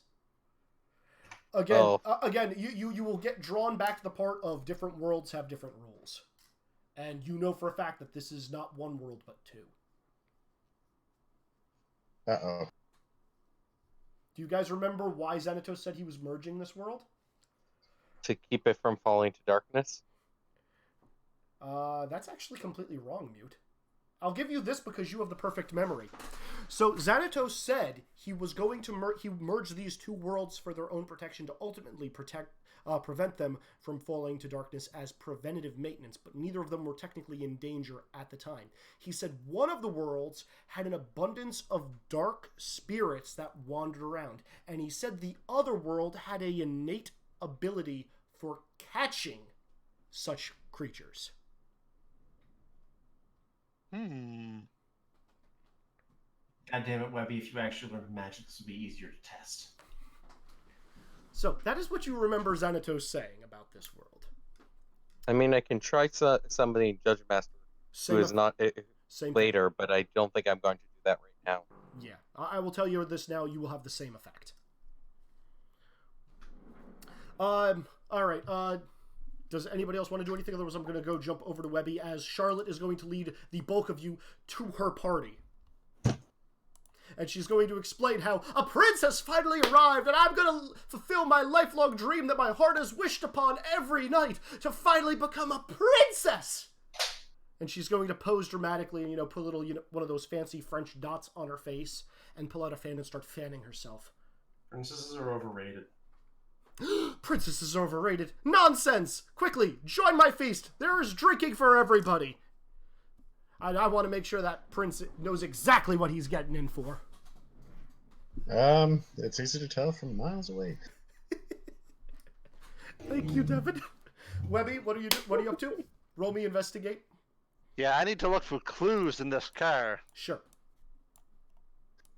Actually, can I be with Webby? Because sure. She's the one who actually seems to be invested in figuring something out, because everyone else is just kind of milling about. Sure. Thanks, Basil. If anyone can track down my friend Wilbur, it'll probably be you. Okay, Webby, Basil, roll me investigate. Basil, you may also use your advantage in this case. I'm just gonna have to do perception because I don't have that skill. Okay. Well, I think you can roll it based on like. No, I failed whatever it was. Okay, so. Webby, you're looking around and you're just like, no, this is definitely Wilbur's car. He's got to be here. Basil, what are you rolling? He's clearly hiding under the seat. Basil, you rolled a 9? Yes, which against investigate. No, that's interrogation. That actually investigate would just be an intelligence check, or? Yeah, well, you've got your special advantage too, which I'm just going to count. Yeah, I could use. So Basil, what you get? I mean, can I combine it with forensics? Actually, you may use forensics. Yes. How much is that? In that case, 16 is what I need to roll under, and I rolled a 9. Was it? Yeah. Okay. Yeah, I passed. Okay, so Basil, from the forensics then. First off, you're looking over this car, and it looks more like a miniaturized gummy ship than it does actually a car, but it's like a 2-seater, maybe a 3-seater at best. Okay. You're looking at it, and you're like, you're noticing a couple of things. First off, wear marks where the wheels are, meaning that, it was not a smooth landing. It looks like that, the back where the, bumper would be is also scraped up. So it was probably a slip and slide kind of a landing. Not something that a experienced pilot would do. Smart. Okay. Thinking of you, Dan. Hi. Other notes, you see a couple of imprints for footprints. Where the floor mat would be. Guessing from the size, 10 and a half male shoes. So, young adult, late teens. It also looks as though the door was a forced entry with some kind of lockpick. From the inside or outside? From the outside in. Same thing with the ignition. Looks as though it looks like a sharp object was used to, kind of start up the car. Okay. Also, there is some blood on the back of the seat. Back of the driver's seat, or back of the driver's seat. And that's on the side that someone would be sitting on, not like the back side of the seat. It is on the side. It's as though somebody who was driving was stabbed in the back. stabbed in the back through the chair? No Uh, hole in the no. chair then. No, not through the chair. Over the top, but then there's a blood Okay. splatter on the back. Okay. It's just So, so from your blood deductive, splatter. I'll just give this to you from your deductive reasoning. It looks as though there Okay. was someone managed to sneak in and hide in the back seat of this car, and then after the driver took off, they stabbed them and then took over. Took control of the vehicle from there. Took control of the vehicle after they stabbed the driver. Okay, but why would the ignition be forced then? Okay. You did say the ignition was hot wired or whatever. Oh, yes, I did. I didn't say it was done Okay. well. Again, all of this kind of reeks of somebody who doesn't really know what they're doing. No, it's all right. Before I actually say this, it sounds like someone stole the car and then someone was already in the back seat waiting for someone else, most likely, and stabbed whoever had stolen it. That is one way of looking at that. Yes, that is a accurate thing that Basil will be able to piece together from that. Yes. Okay, but just to check, you did I had to make sure that the ignition was somehow hot wired, so they didn't have any kind of key. Okay. Okay, let me rephrase that. Roll me a perception. Okay. This is the dumb thing, Basil. From that perception check, it looks as though someone attempted to hotwire this thing with a sharp object, like a knife, while the keys were already in the ignition. What? That doesn't make any goddamn... Devin, do not think too hard about this.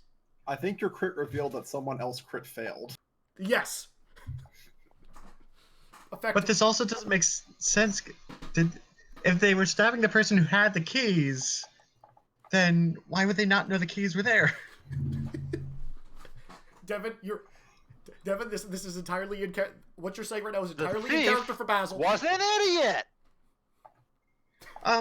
Webby, just to double check, when was the last time that you saw the person who actually owns this car? Oh, geez, it was right before we crashed into actually right before I met you. So wait, you were riding with them and you somehow fell out or something? Yeah, somehow something went wrong with the car, and I kind of ended up just falling into that world where we met. Huh. What sort? Just something went wrong with the engine? You were ejected, or was no one else was in the car with you? No, Wilbur was. Well, besides Wilbur. Okay. I didn't see anyone else in there. Okay, so were you ejector seat ejected, or did you jump out a window? Does it have ejector seats? I didn't jump out on purpose. All Webby remembers was there was a flash of light, then a flash of darkness, and you just weren't in the car. Yeah, there was a flash of light, and then everything just kind of went black, and then I was falling. Okay, so if we assume that has he been experimenting with experimental travel? Not does he know how to do it? Has he been experimenting with how to perform it? He didn't tell me that he was. I'm going to assume no. I guess in then. retrospect, it is kind of a funny-looking car. Okay, we're going to have to bring Dr. Boy in on this, but I think there's a strong chance that he was two-dimensional drive of some kind on this vehicle, and for some reason it didn't take you. Were you not buckled into your seat, young lady? No, I totally was. Oh, Just ask Wilbur. I totally was. I always buckle my seatbelt. Good lass. Any case, so that does explain why you wouldn't be taken along with the vehicle unless it's something to do with your Keyblade or your friend in your shadow or whatever. But in any case, it seems that whatever happened to him after that, he most likely had to step out of the car at some point, and someone... Is there anyone that he had enemies against, Not that I know of. I mean, he's not much older than I am. Although, yes, I have quite a few enemies. So maybe he does. Basil, that footprint is way too big for somebody who's about a little bit older than Webby. Okay. Can I look in the glove box and see if there's anything I can like find of Wilbur's to try and get like some sort of personality? There is no glove box. Not in this thing. No center console, no post-it notes on the dashboard with experiment notes. There's a post-it note saying like hidden behind one of the mirror things, which says, "Wilbur, stop taking my car." What? Webby. Yeah. Oh, it's okay. I was looking up. Okay, let me clarify that. Wilbur, stop taking my car, Dad. Webby, when you say Wilbur was driving this car, is it actually his? I mean, he told me it was. Why? Who's his? Well, apparently his father actually lays claim to this vehicle, and it seems that Wilbur was driving a vehicle that he doesn't know how to use and all like. Oh, that's not great. Oh dear. On that note, can you give me an estimate about how tall your friend was? I give Wilbur's height and description. Okay, Basil, Okay. from Because I don't know it off the top of my head. Yeah, I'm gonna speed this up a little bit. Just from that description, the shoes in the front would not match him. That would be closer to a full-grown adult, or someone. Okay, very and close to also the bloodstains on the chair are hopefully too high to be at his shoulder level. Way too high. Okay, well, the good news is your friend is safe, but the bad news is someone was possibly murdered in his dad's vehicle. Uh-oh. That's going to be hard to buff out. All right. I'm gonna let you. That's a good time to cut. Yes. Yeah, I was actually gonna say if you guys want to start heading on back, because that's all you're really getting from this car. Clearly, we should do you think Dr. Boyd can get it working? Because we should bring it I'm with not sure us. about working. I'm not sure about working, but I would like him to try and see if he can find anything useful in the way it works. So let's make sure we don't lose where this thing is and head back to. It's very obvious where it is. It's not hard to spot at all. Okay. All well, right. in terms of also making sure we don't get lost in the city streets on the way to him. I use cartography and draw a rudimentary map. Roll it. Good enough. Pass. Yep, you're good. All right, so back at the party, you guys will be showing up in a little bit. Charlotte is like introducing her new friends, meaning you lot, to everybody and explaining how what fabulous Oh, Izzy, I locked the car before we leave. I mean, Izzy, I'm going around town Wait, looking you for have a some key? good Band-Aids. I have a keyblade. Yeah. Say that again. Say that again, Sean. I'm walking around town looking for some good Band-Aids. Looking for what good? Good Band-Aids. Beignets. So there is this nice-looking lady in a black dress who is going to hand you some food and say, "Oh, doesn't Charlotte look so happy tonight?" She's very pretty, also very sweet. Sean, you know for a fact you're going to have to stand in line for 3 hours to get those. She says I'm going to the best one. Fair enough. Alrighty. Also, Izzy, I sent you a message. Did you? Yes. In normal chat for Kingdom Hearts game.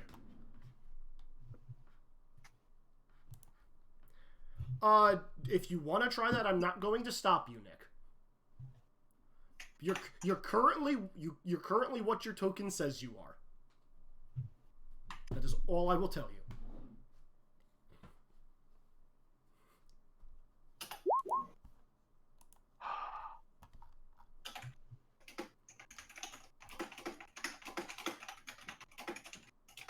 You did this to yourself, my friend. Well, if it's completely canceled, like it's trying. If nothing happens, the magic probably just goes, "Nope, you're not. Nothing's happening."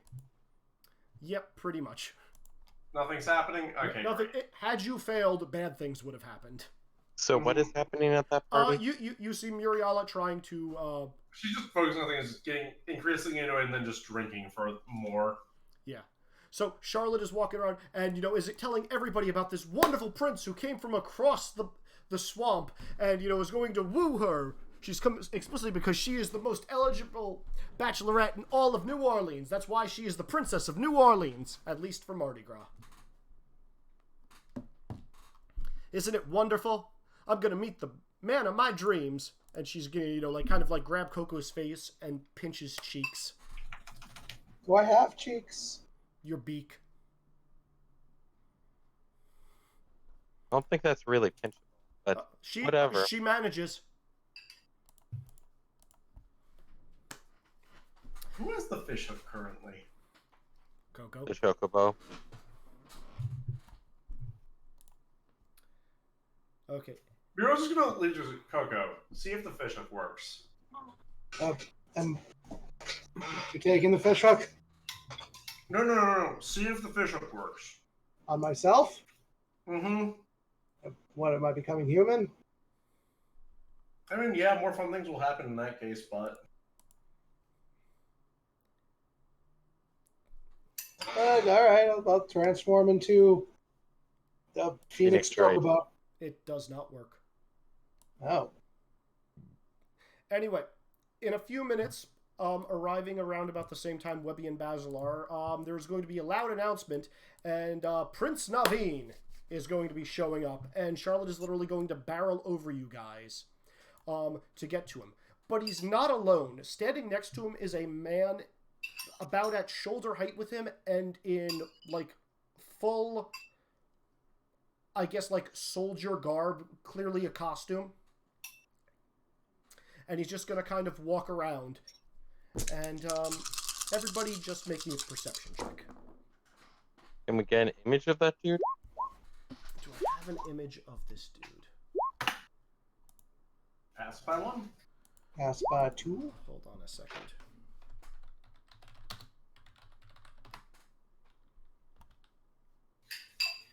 Hold on. I didn't actually make this sprite.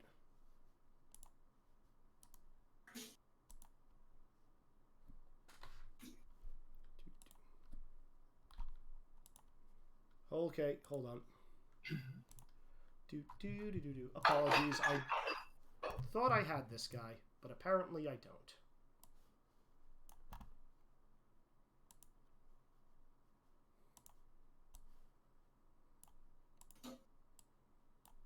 This guy. Everybody made me a perception That did check. not answer any questions. You have not posted them. He's in the, he's right next to Prince Naveen. Ooh, he looks evil. No, he just looks cool. Pass by 0. No, see, he doesn't look that off from what a judge looks like. Yeah, so who is It's passed? weird. No. I failed. I did. Dr. Boy did?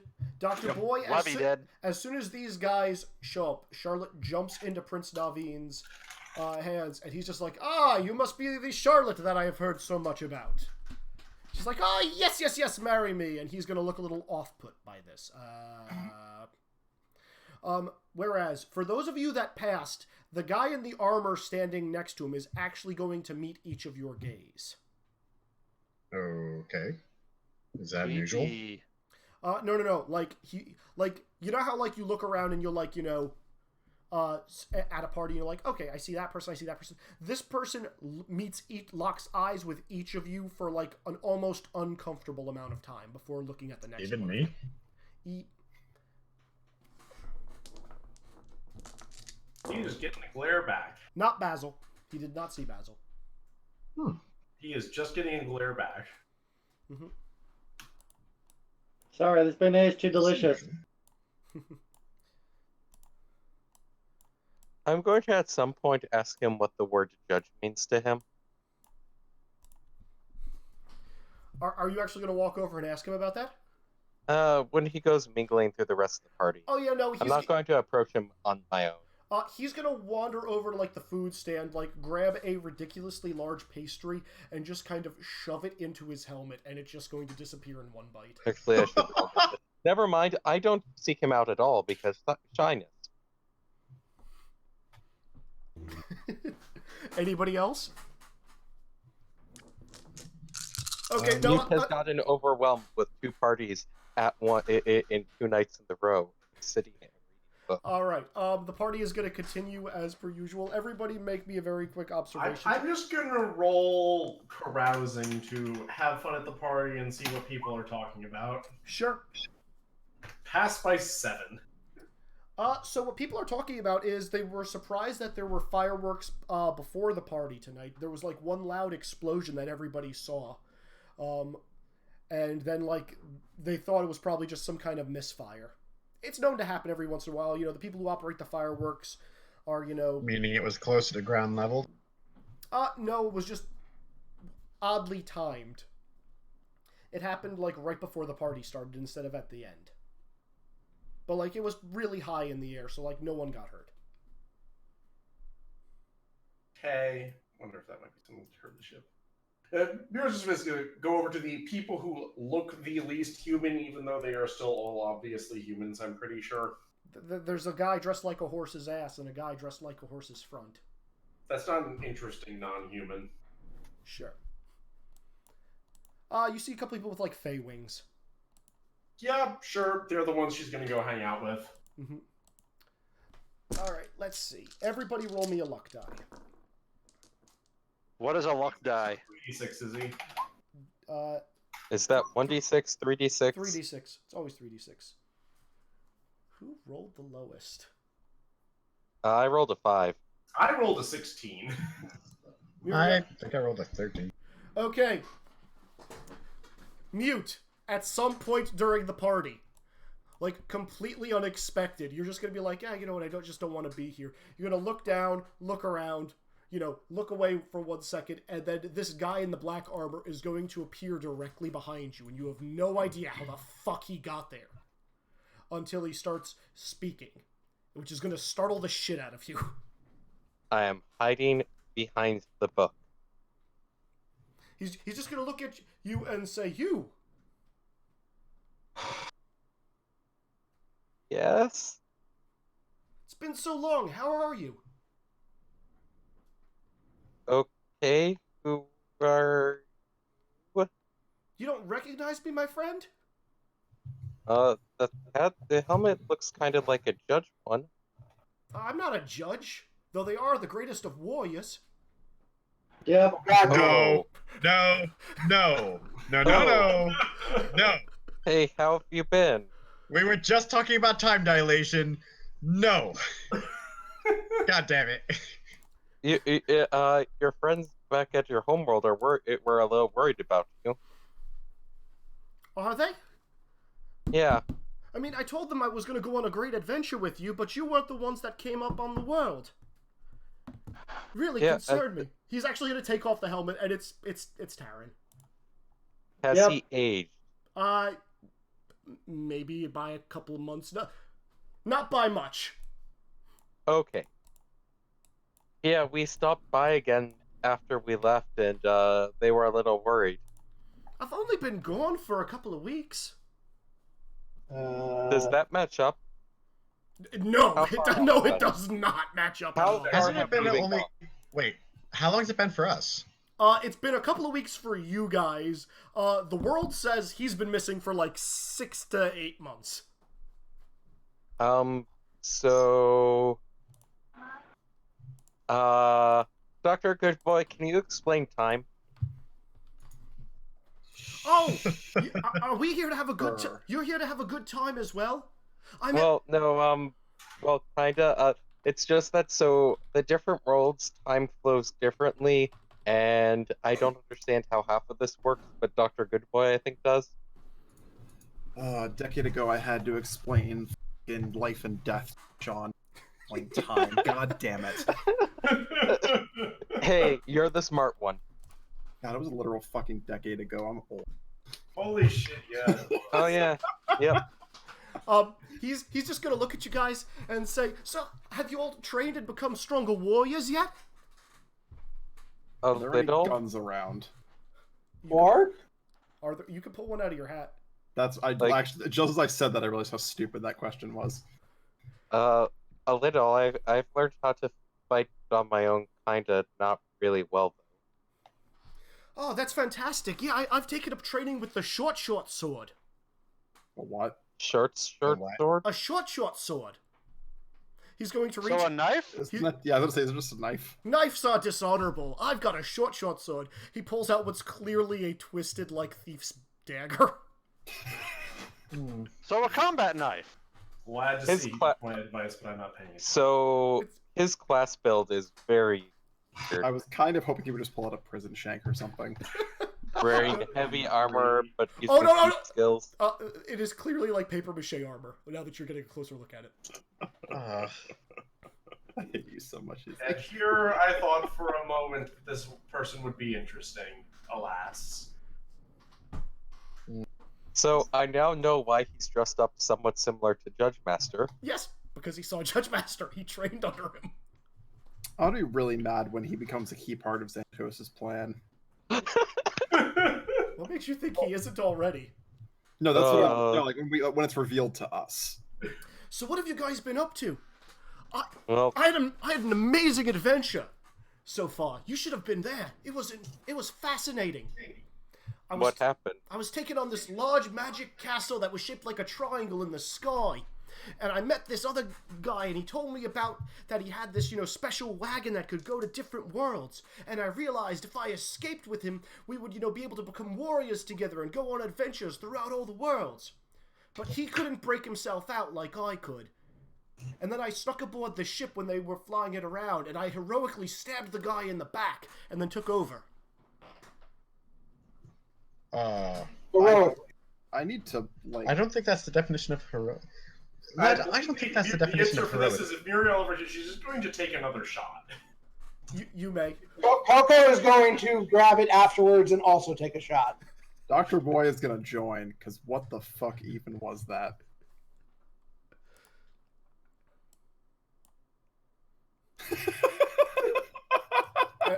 I love how this character has forced everybody to drink. I'm sorry, the shrinking effect was hysterical. The shrinking effect was amazing. I was just trying to make him fit into the grid. So yeah. He's just gonna be like, so would you believe that the other prisoner I had some kind of fancy doohickey wagon that ran on rocks? You broke up there, Izzy. Yeah. Would you believe that the other prisoner said he had some kind of strange red ship that ran on rocks? Like That's Wilbur! Why does he use Wait, rocks? what does this ship run on? I think it's probably like coal or uranium or something. It glowed really weird. I threw it away. Did it glow green? It did. It's uranium. Or it's the time stone. Actually, God. Because Oh, yeah, son of a uranium bitch, it doesn't is! actually glow. No, it is! Because I know who We Wilbur need is! to go back to the ship right now! We need to go back to the ship right now! Dr. Boy, come on! Let's go! I grabbed Dr. Boy's hand and just started going him towards the exit. Wait, I are am- we leaving I this am place? not- Webby, are we leaving this place? Because I'm definitely coming with you if Dr. Oh no! I am not stopping Webby from pulling me out of here. Do you know who, wait, out of character, do you know who Wilbur is? No. No. I do! Oh no, that I is have the a time good stone! guess. Oh no, if you guys are going to go fix the ship, Muriel is definitely joining. She wants off Ah! as soon as possible. Oh, that totally is the time stone. Oh no! Where did it go? Where did you throw the rock away? Izzy, why did you make us hate this planet instantly? There's reasons why you have to hate this planet now. But Where look, did look, you look, throw? look, Did you look. throw the rock You're away holding- on this world, or Notice did there's you a throw it away elsewhere? Huh? Oh, I threw it away while I was up there flying around. It's beautiful, and then I kind of fell down here. Oh god, we need all Wait, the sensors hold on. yesterday. You said you stabbed someone on the ship? Oh yeah, there was a guy in a black suit that was, flying it around, and he describes what you guys can clearly, or stormtrooper-like armor. What? Have you ever actually seen what stormtroopers look like? Did he have a cape on? He did not have a cape on. Okay. So you shanked a guy on the Star Destroyer, took the time stone. No. No, Did he what? shank? What's a time stone? I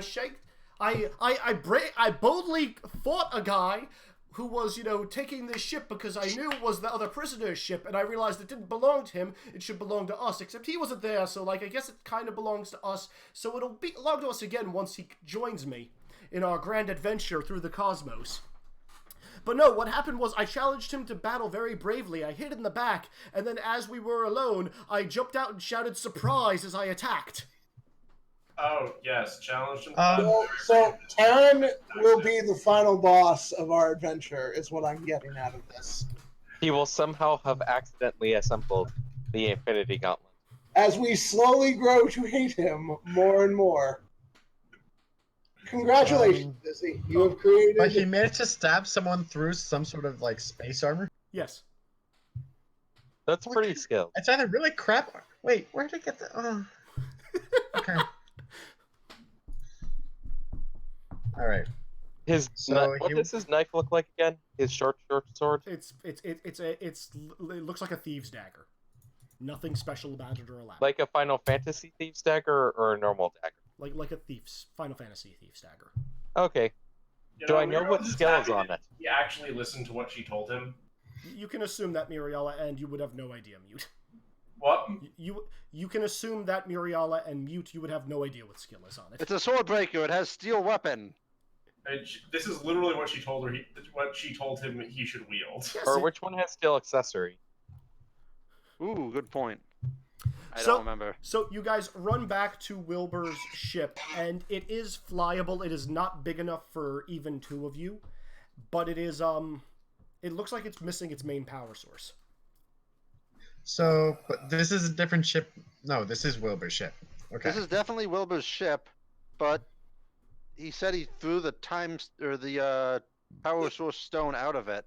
Yes, we don't know it's a time. Where did you throw We know it's the time stone. Our characters don't. Yep. He's just gonna. We've had the stones prescribed to us, though, right? But it's a glowing green stone that could also be another heart of the world. So yeah, that's fair. Yeah, because honestly, did we get? We know about. We did not get the. We got the thing of we saw the reality stone and was told that it was very powerful and had it could affect the world. You told that it was a piece of the ultimate heart of the worlds, a piece of Kingdom Hearts, and that it was divided into 6 equal pieces that each had different properties and glowed differently. Which we don't know anything about. You don't know anything about each of them individually. But Fair enough. Xanatos did say that each one of these powerful stones controls a different fabric of reality. I still think it's a big jump for us to know anything about it in character. Oh, it is at this point. It is. Oh yeah. Like we can assume that it's something we should find because it belonged to the ship. And hey, you know what? The description kind of sounds like a heart of the world. Yeah, it does sound like a heart of the world. I think that's fair. That's true. Yeah. So, in any case, Taran's gonna be like, "Oh yeah, it was tossed up there somewhere." He's just gonna point up to the sky. You are throw it out in space. Person here, Taran. Truly, thank you. Well, I didn't want to be carrying rocks around. Thought it would make the invisible horses that move the wagon slower. The rock was the invisible horses. That would explain. That would explain why I thought the horses died after I got rid of it.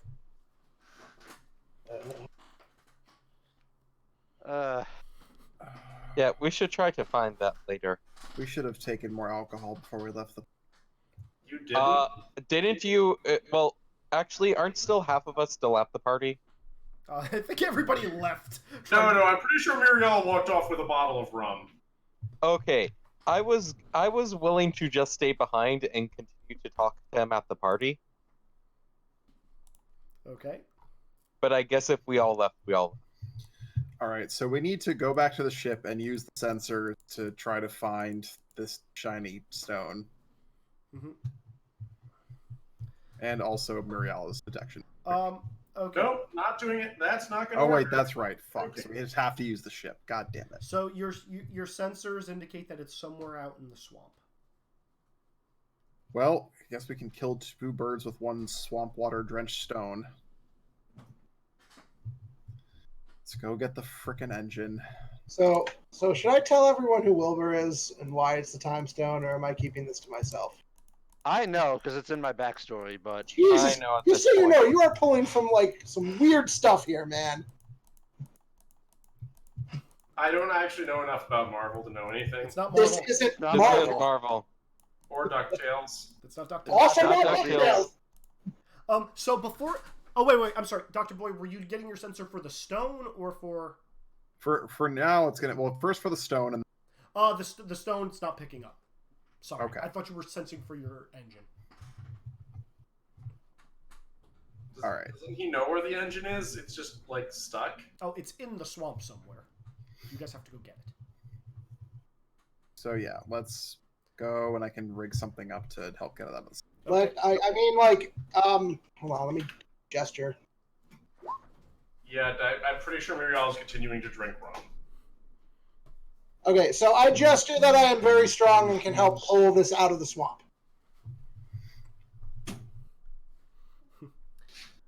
Okay, that is gestured.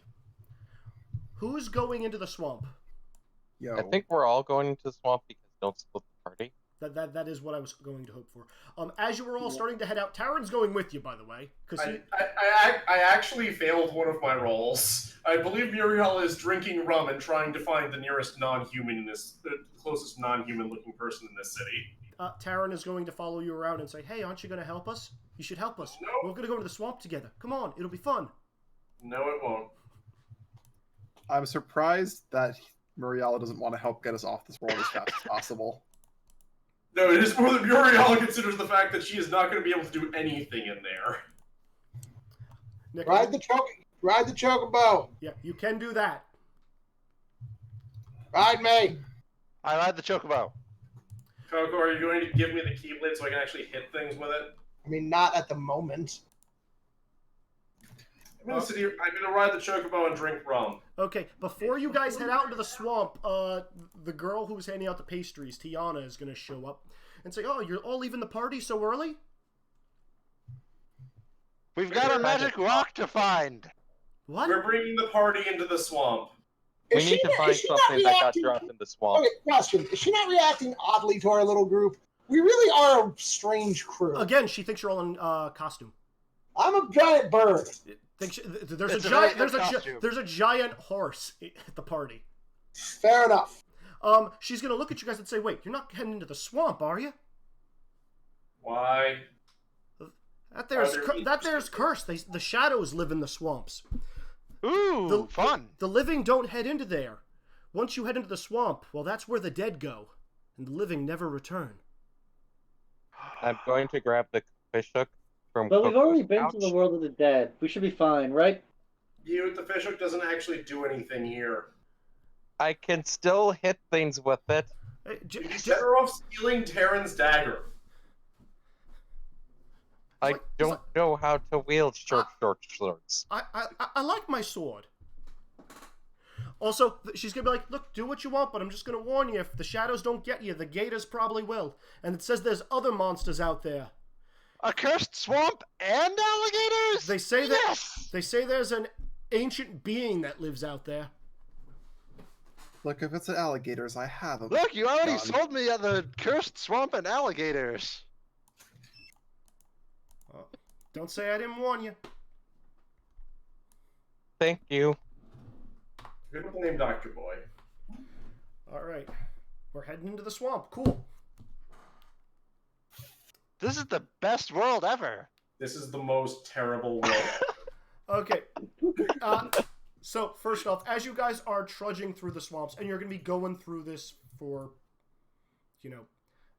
like at least half an hour to an hour, and Dr. Boy, your scanner every so often is just going to, flick and jumble as though it's picking up something, and then it immediately disappears. As you guys get further and further into this swamp, you can just smell the decay.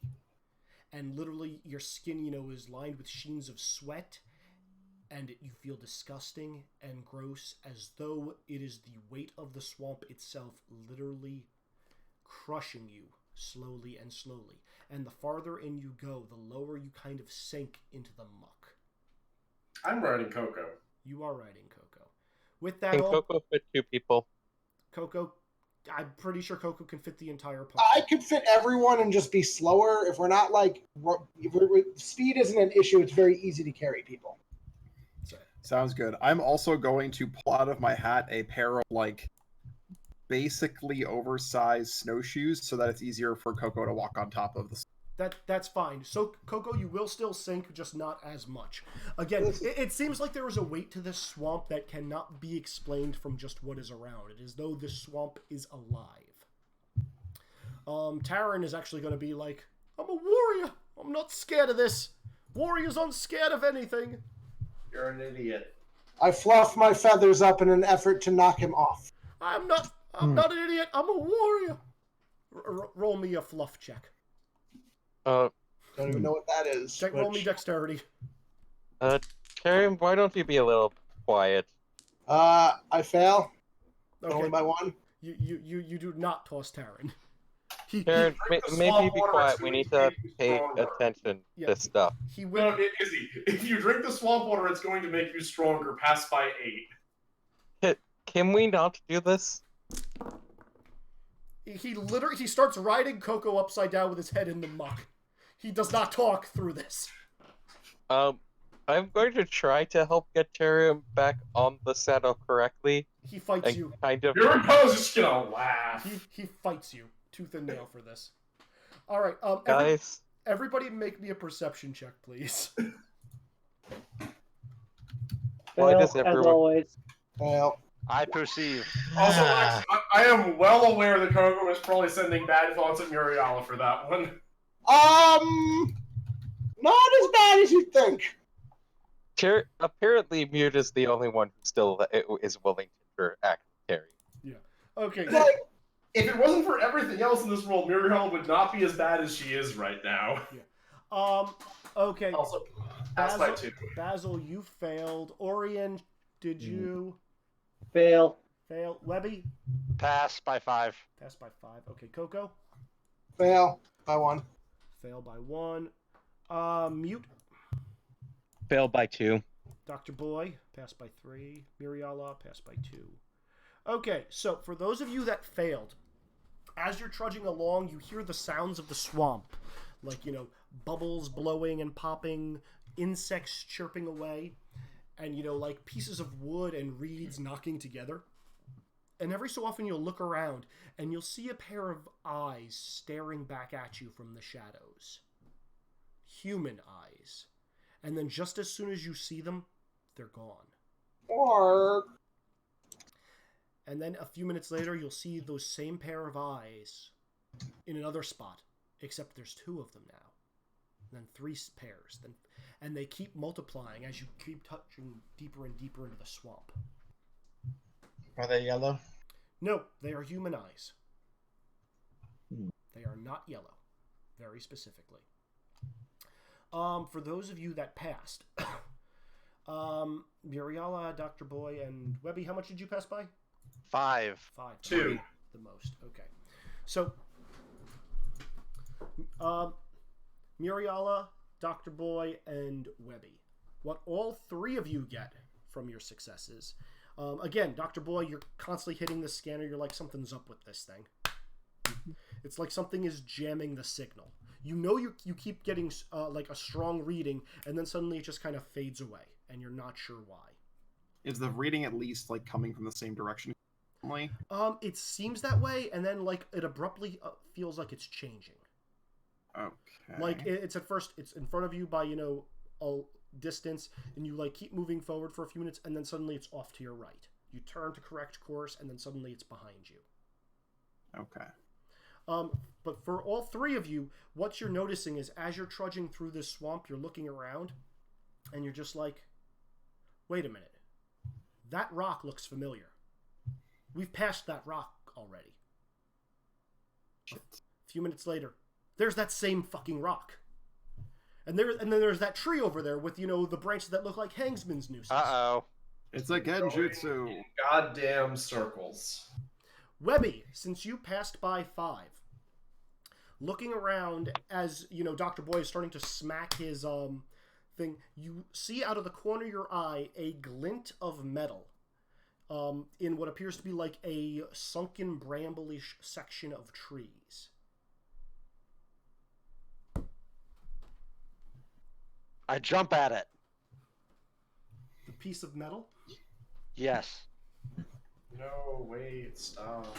It's a ways No, it's a they ways come away. back. But you have super jump, correct? Not right now, but I do have the ability to swing from trees and a grappling hook. Trees are kind of... I mean, you can grapple onto, like, the bramble thicket that this thing is a part of and then kind of drop into it. Sure, we'll go with that. Okay. Roll me a crossbow check to see if your grappling hook catches.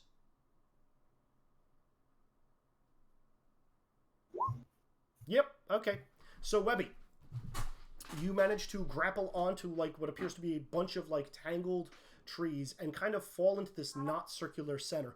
And then it kind of forms like a mudslide, and you find yourself in, like, this dark, cold, I'm gonna say, like, cave that's just covered with, like, tree roots on the inside. And the light just doesn't seem to get down here. Everybody else, you saw Webby swing off and then kind of drop down into this very well hidden hole in the ground. Does the Keyblade give off any ambient light if I summon it? Sometimes it does. Okay, in that case, night vision goggles. Okay. Well, Webby's dead. Long live Webby.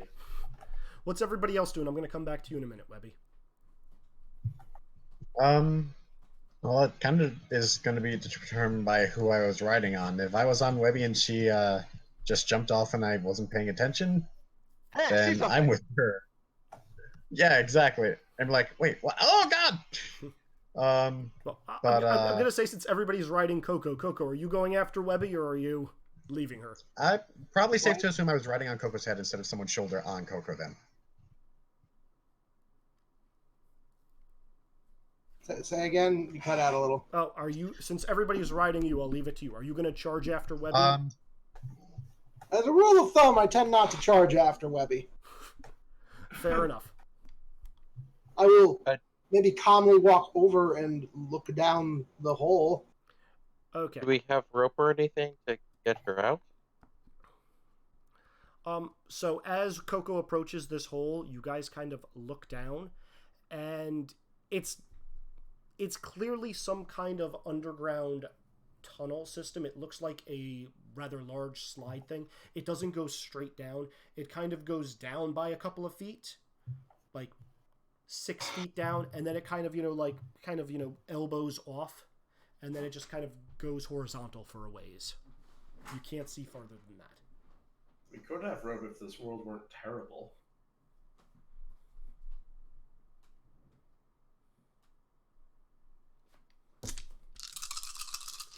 Hearing silence. No, Taryn's diving headfirst in, saying, "I'm a warrior!" Go, Taryn, go. Let us know if you die. The fish hook doesn't transform at all. The fish hook does not transform at all. You're going to yell after him. Taryn, scream if you're injured or dying. Okay.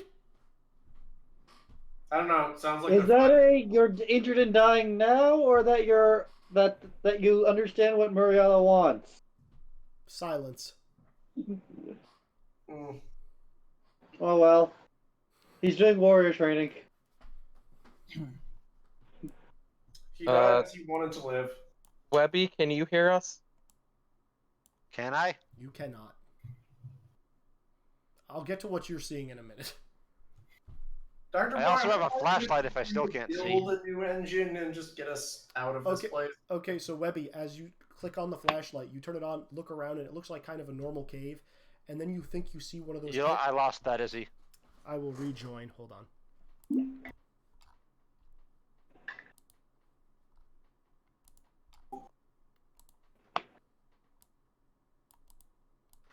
Okay. Okay.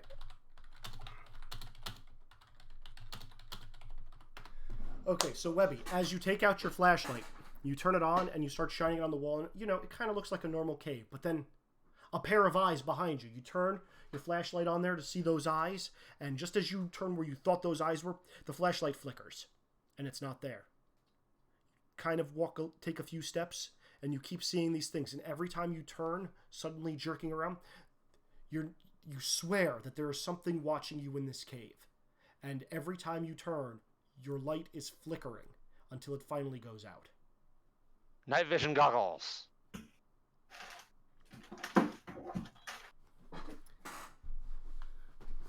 So night vision goggles give you kind of like a security blanket for a few seconds. You put them on and you're like, okay, cool, I can see in total darkness.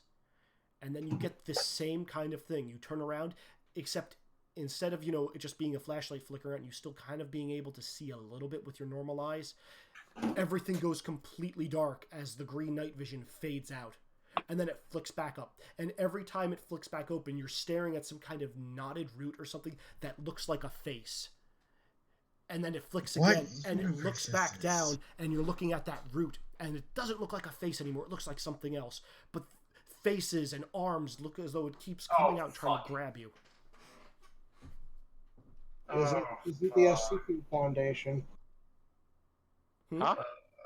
Is it the SCP Foundation? Please stop.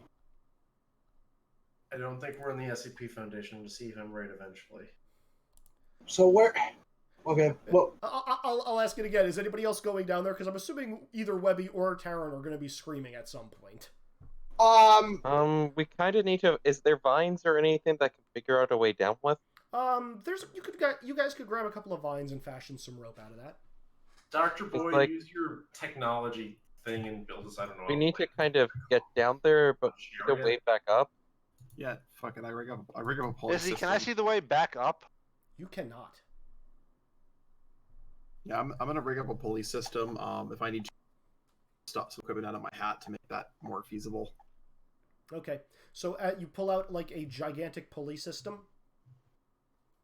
Well, no, I don't think I can actually pull something out that big. But I mean, I pull out some like ratchets and things to like be able to help like build it out of what we have. See, him doing this stuff is why I thought the Reality Stone was on his planet. Okay, you can do so and make kind of a pulley system there, Dan. Cool. I'm not even going to have you roll for it because that's very basic for you. Now the question is, who's going down and who's getting back I'll up? go down. Okay, mute. Anybody else? Probably not. I probably should just stay up here and keep the rope rooted. Okay. Because I could, if you all got on that rope at the same time, I could pull you out. I'm probably the only one that can do that. The real question is, how drunk am I currently? You're staying on my back. What? You're not going anywhere. Okay, I'm just staying up top. Okay. Because Orion? I can feel how drunk you are. Orion? Staying up top. Okay. Basil? I'm going to stay with the bird. Dr. Boy? I'm gonna stay up top. I will have my gun out. Is anyone going down? Apparently Mute no, is. just Mute and Webby. I mean, Muriel's gonna see if she can feel either lux or darkness up here. but otherwise, no. Perception check, everybody. Screw it. Including those that are in the hole or going down the hole. If you're in the hole, you're fine. Oh, so Pass don't that. roll. I fail badly. Pass by 2. Pass by 2. Pass by 0. Pass by 1. Okay.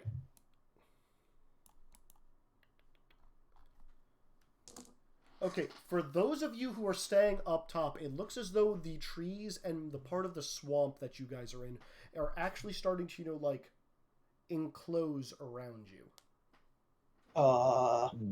Can I channel light at all? You can try. I'm gonna try. It will fail. What? It will fail.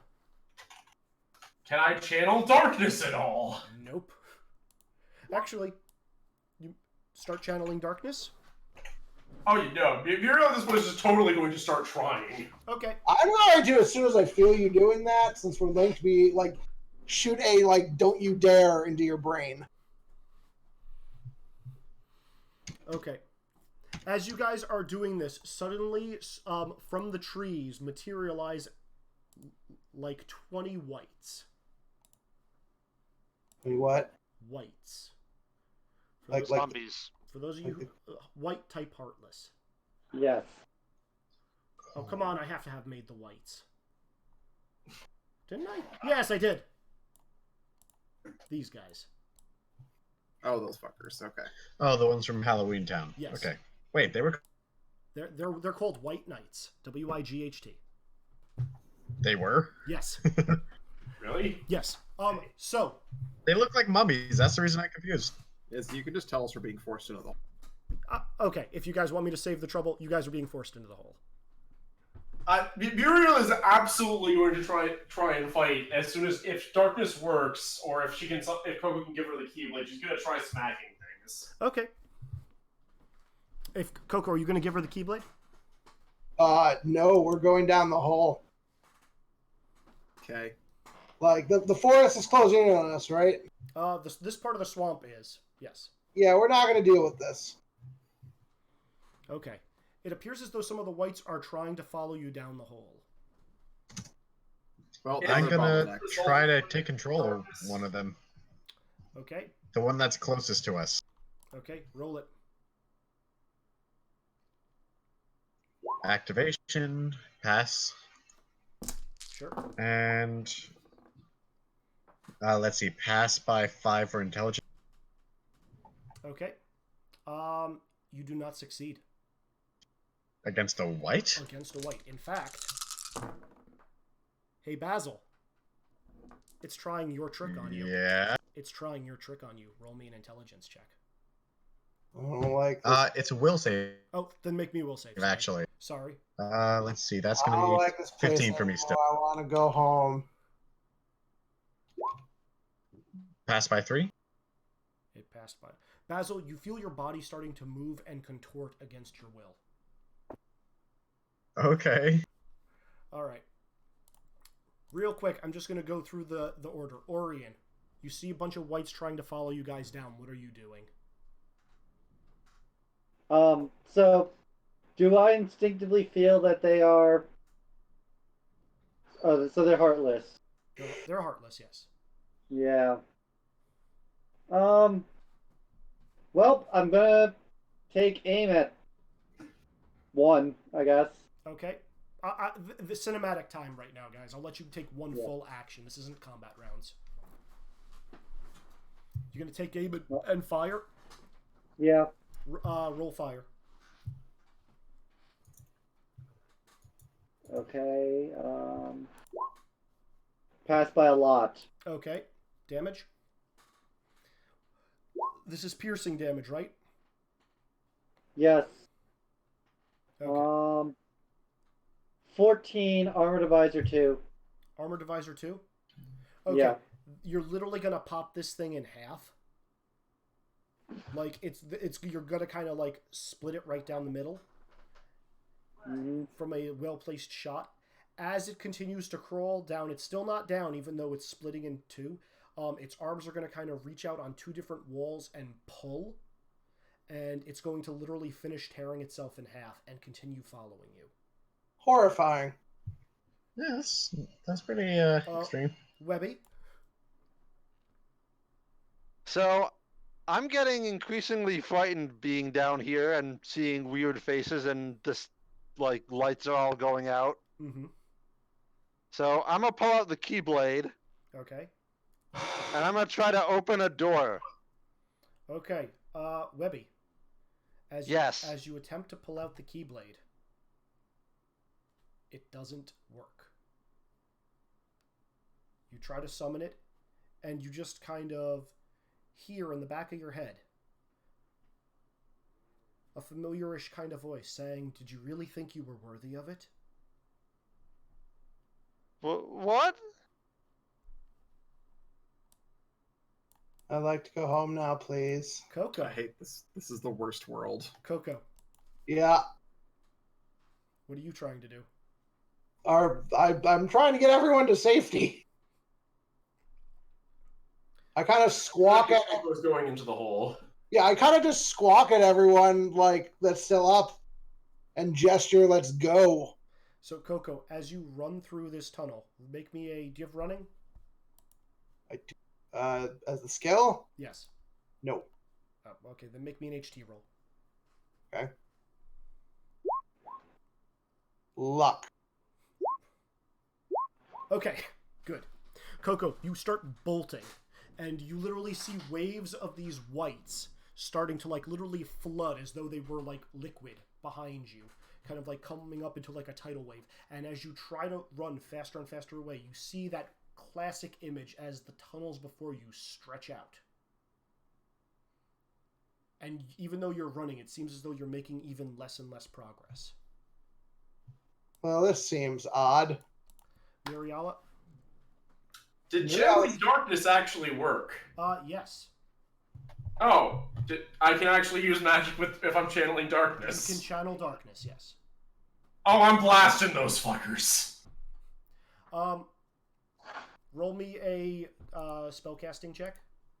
Okay. I'm assuming it is still low mana. It is still, well, actually, darkness, you can actually count this as very high. Oh, they're getting destroyed by dark shards of ice. I don't like what I'm feeling. Was this casting? Yeah. Okay. As you do that, Muriala, as you're surrounded by an aura of darkness, you can literally feel it charging through you, and like it surrounds you into a circle. And as you're about to unleash that shard of darkness, a bunch of black, very familiar tentacles appear out of the aura behind you and start to encircle you.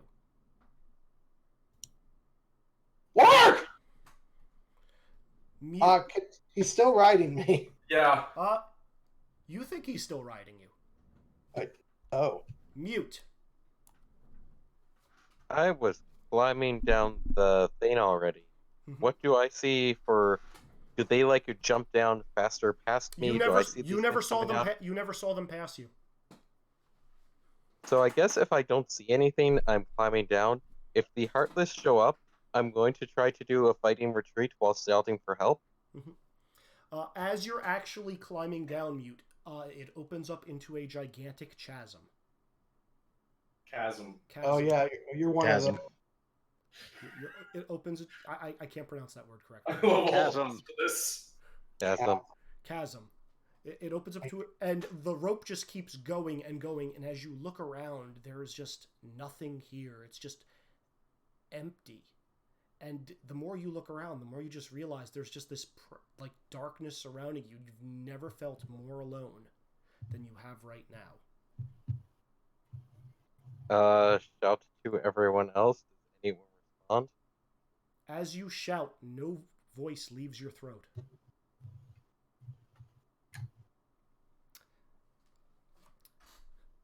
Gonna leave that. Basil, we've already hit you. You no longer have control of your own body. You feel yourself, starting to contort as though the whites are now possessing you. And you feel yourself bulking up and growing hairier and less mouse-like and more rat-like in nature. What? And lastly, Dr. Boy, what are you going to try to do? I'm going to draw my gun and head into the cave. Oh, you're already in the cave because you dove in with Coco, correct? Oh, true. As soon as you dive in, you're going to notice a very familiar sphere of darkness directly in front of you. Kind of where the bottom of this little drop fades out. Okay. You would recognize this. You know what I'm talking about? As a sphere of darkness? No. It looks like the rot. Oh, Very okay. large. Oh, this roll is fucked. And as you get closer to it, it seems to expand. And it starts rolling towards you. Well, I suppose I should run away from it. Make an HT roll. Oh, I'm so good at those.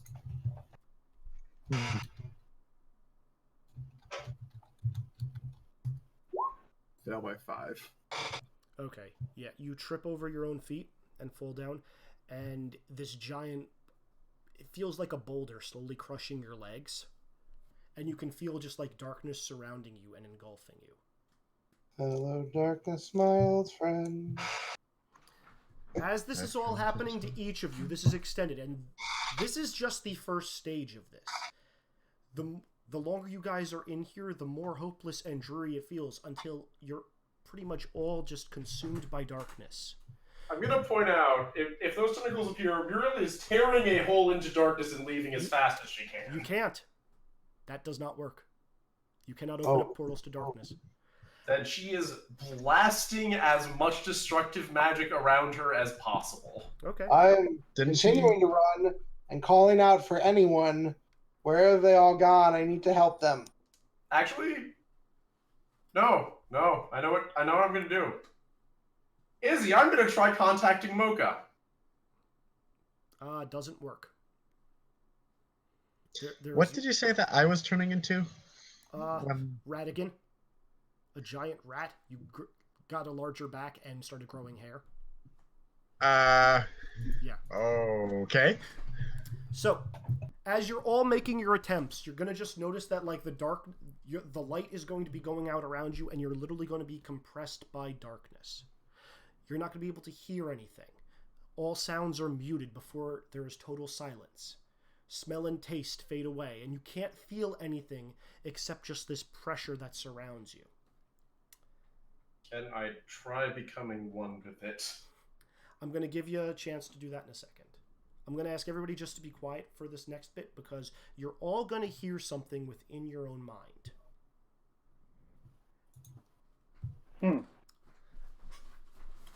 What was I thinking? I never should have left that day. Because I just decided to go and play, my entire family died. My farm burned to the ground. Everything I had ever known and loved, gone, destroyed. Everybody had always called me an idiot. But I've never felt more useless. I'm so pathetic. If it wasn't for the Duke, I probably would have died right then and there. But I'll always just be an assistant farmhand. I wanted to be a warrior. Wanted to make friends. Wanted to protect my friends. It seems like every time I get close to somebody, they just die and fade into darkness. And no matter what I do, no matter what I try, no matter how strong I think I get, it's never enough. I'm never enough. It's better if I just fade away. Now, as you all hear that, in your mind, you recognize that it is not your voice, and at the same time, you do think that it is a part of you. You recognize that that is the voice of Taryn. So, at this point, guys, I'm going to let everybody take a quick 5-minute break. I just want you to think about this in silence for a little bit if you want. Well, that ruined the mood. Thank you. Sorry. What you guys are effectively caught in is a kind of psychic trap. And all your fears, all your anxieties are being turned against you. What is it that you are thinking now? What is it that you are the most afraid of? What is it that is holding you back? That's what you're thinking, and those thoughts will be shared with everybody. Note, if you don't want to share, you can try bottling up these feelings. And you don't have to say anything. I'm not going to force anybody. But right now, think about it. What is it that your character is afraid of failing at?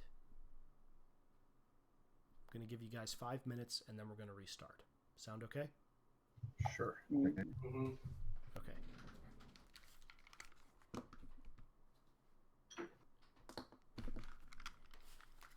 Does anybody have any questions?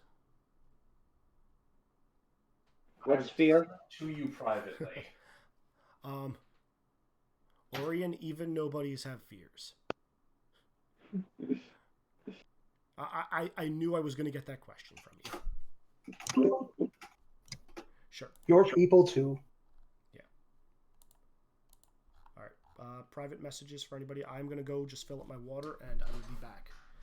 I will answer anything privately. Otherwise, I will just be random rolling who goes first unless people want to volunteer.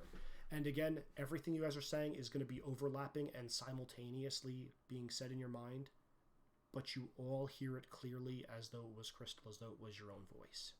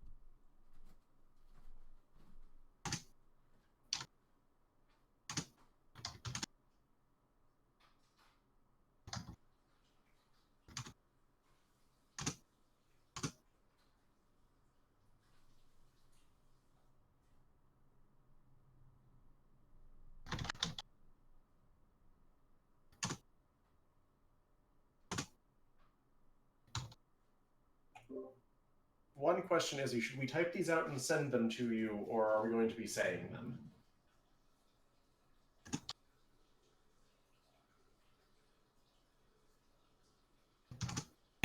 I think the idea was if we want to share with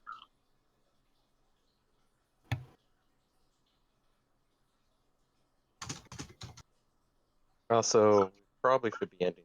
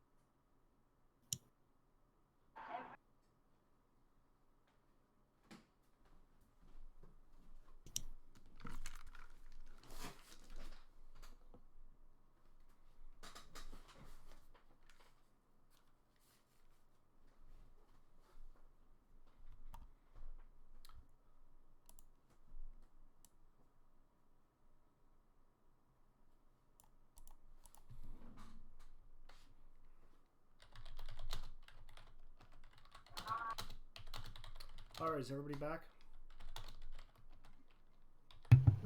I'm here. Mm-hmm. Did everybody have a chance to think? I did. Yeah. I typed a thing to you though. Looking for some feedback. Okay.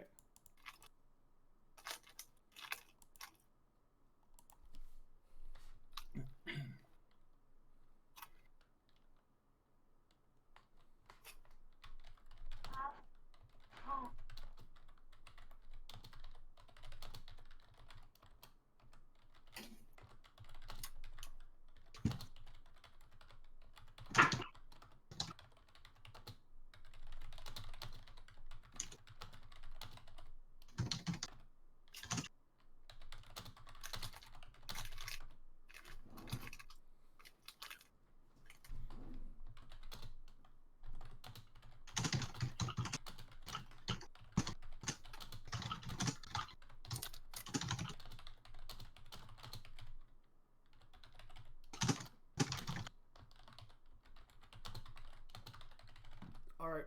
Has everybody had a chance to think? Yep.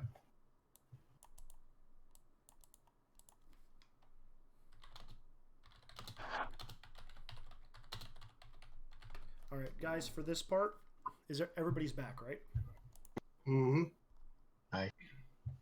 Alright.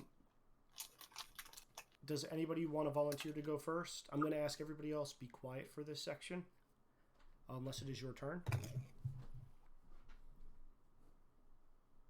Any I guess I can go if no one else wants to. Alright. Dan? So, Dr. Boy's deepest fear is that in a world of keyblades and magic and lux and darkness, in a world where holes can be eaten in reality and disembodied heart magic sorceresses can play with one's mind, what good is a man of science? What good is an above average pilot?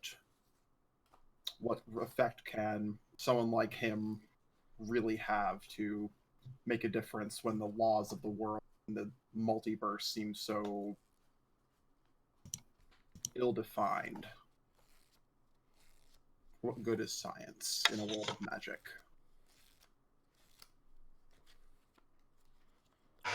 Dan, as you say that, a small voice, everybody will be able to hear this, is going to say, in the back of your mind, science is no good without magic. Don't you remember your deal with the devil? I don't. It's best that way. Do I recognize the voice? Oh, it's the voice that's been in the back of your head for the entire time. Okay. Just want to make sure. Did you think gummy blocks were native to your world? You, the great scientist that found them? Made leaps and bounds? What would Chrome think if he knew the truth? The truth that you yourself don't even know.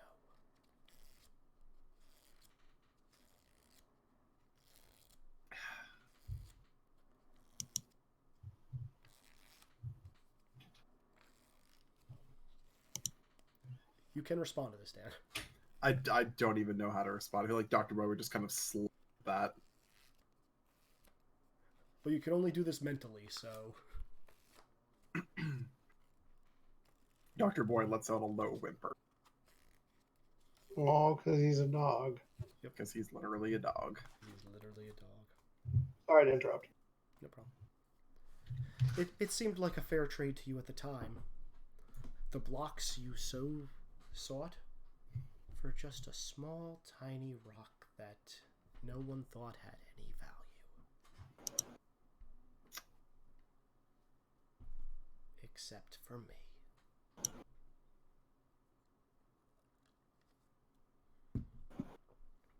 Oh, no. Anything else, Dan? I can't possibly be that foolish. But it seems I was. If only I'd studied the heart of a woman closely.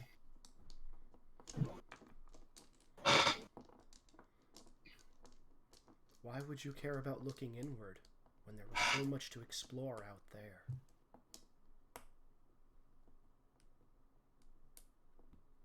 A lot of...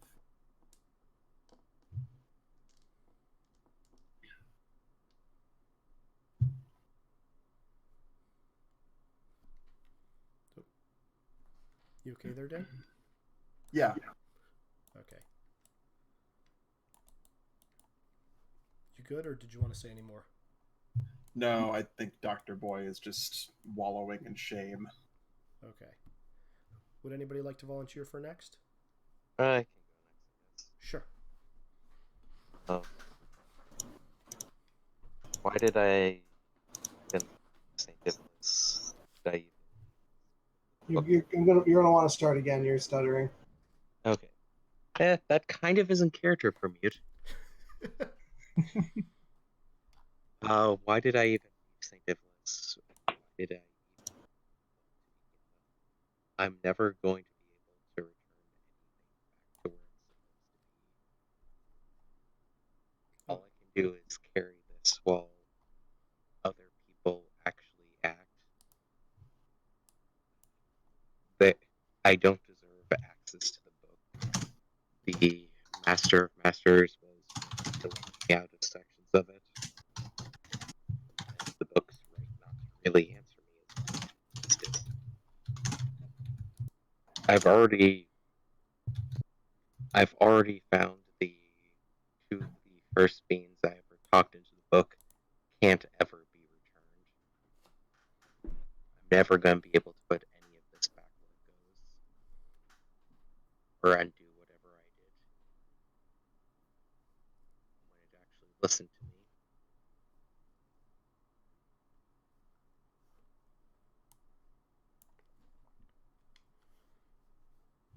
All right. Mute. As you say that, you see a slight light appear directly behind you, and you all can kind of sense this as well.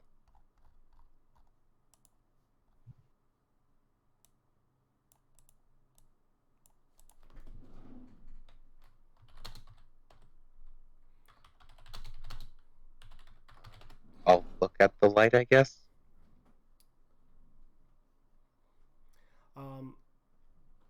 Behind you, you see the images of Legrim and Judge Master, kind of just staring, not looking at you, but looking through you. And their forms change ever so slightly, and you recognize the forms that they had when you were all in the book together, that of your parents. And just this intensely disappointed look on both of their faces as they just look at you before turning away.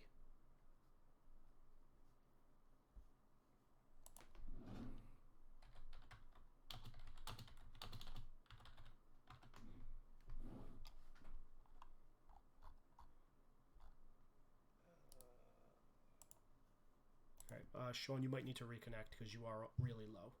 Sorry, I'm determining how bad. Okay, I guess that's not the. So, Mute's going to be barely still holding on to the book. I don't think he's dropped it quite yet, but the fishhook might be dropped at this point. Okay. Consider it dropped. I mean, like, if Mute could retreat into the book, he would, but I don't think he can do that. You turn the pages, and every page you open up at that point is blank. You were right. You're not worthy of the book. Yeah, just kind of like curls up at that point. The book is probably dropped. And he's probably just gonna curl up and cry at that point.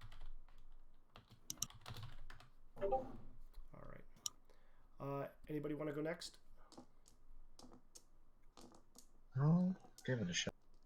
Sure. Go for it.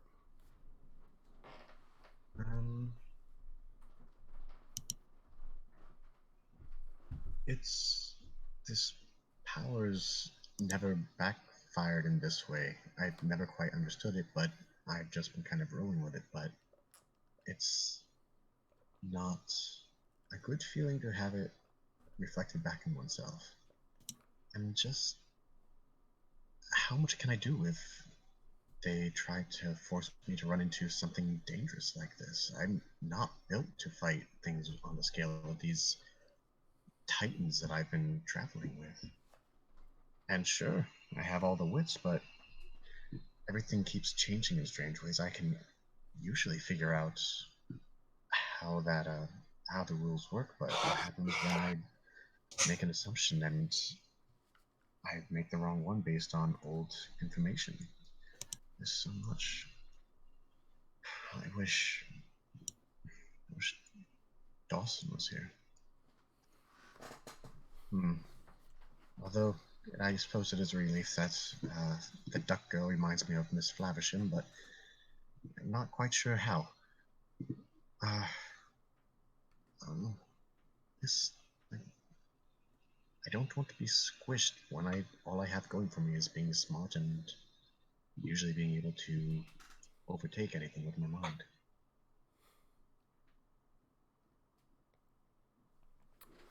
From the background in the shadows, Basil, you hear the voice of your deceased foe, kind of just laughing in the background. Oh, Basil, the greatest detective in all of Mousedom, and you don't even realize what you've become. You tried to find a power you couldn't handle to fight monsters. You called me a monster, a rat. And Well, look what you're just a... And look what you've become.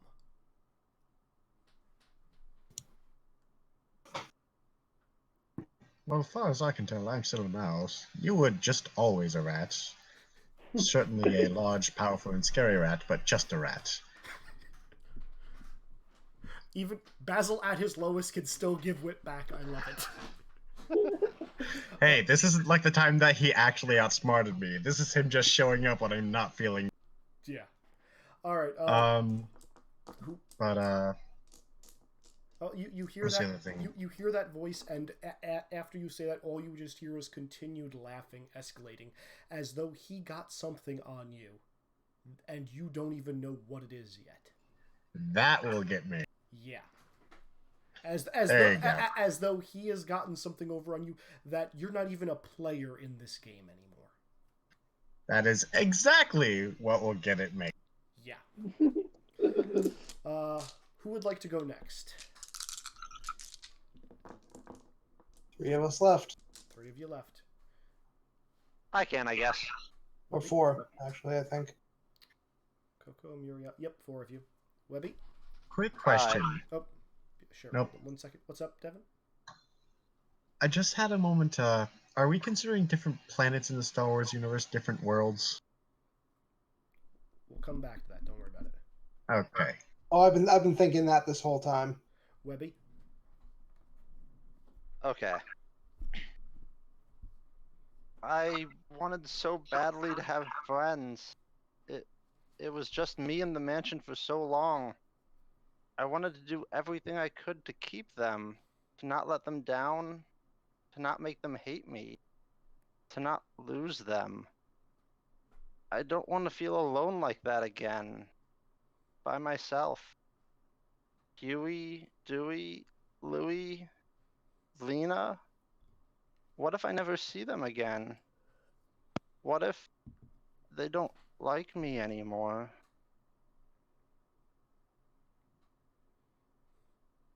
You're going to hear a voice behind you, Webby. It's the voice of Lena. Oh, Webby, why wouldn't we like you anymore? From the opposite side. Yeah, Webby, you're always taking us on adventures, always leading the charge. Then from another angle, you hear Wilbur's voice. Yeah, and we'll always follow you. And wherever you take us, we always get hurt. We're always the ones that pay. We're always the ones that end up getting lost, or worse. While you end up just keep going forward. It's like you're a parasite.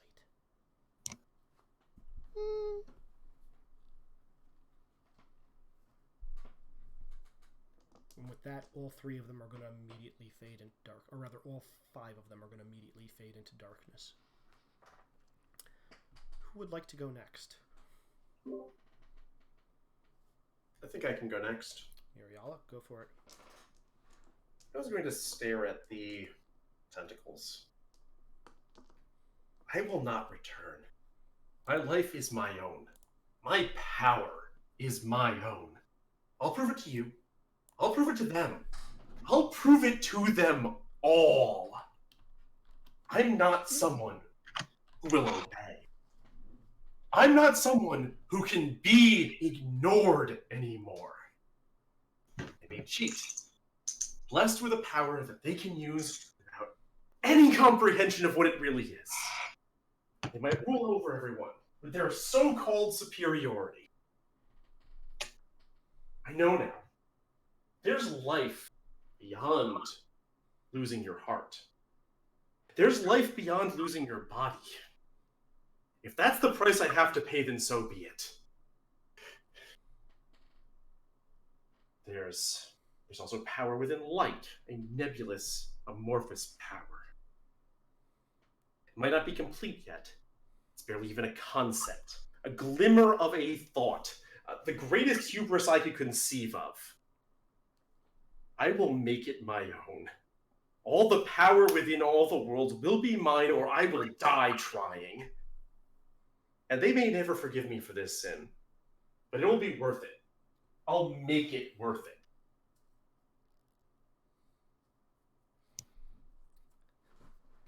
As you say all that, you're just going to hear that familiar undersea cackle. Just, mocking you. Try to control the light. Try to break away from the darkness. Try to break away from me. Oh, that's a tall order for some poor, talentless farm girl who came groveling to me. I will become a greater monster than you made me and tear your goddamn throat out. You're just going to continue to hear cackling and just say, "It's so amusing when a puppet tries to turn on the puppeteer."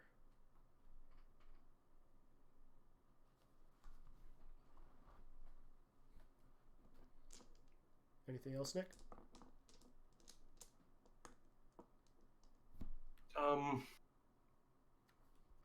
Arcane chanting.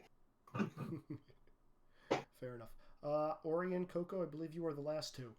I'll go first. I think Orion would be a good finisher.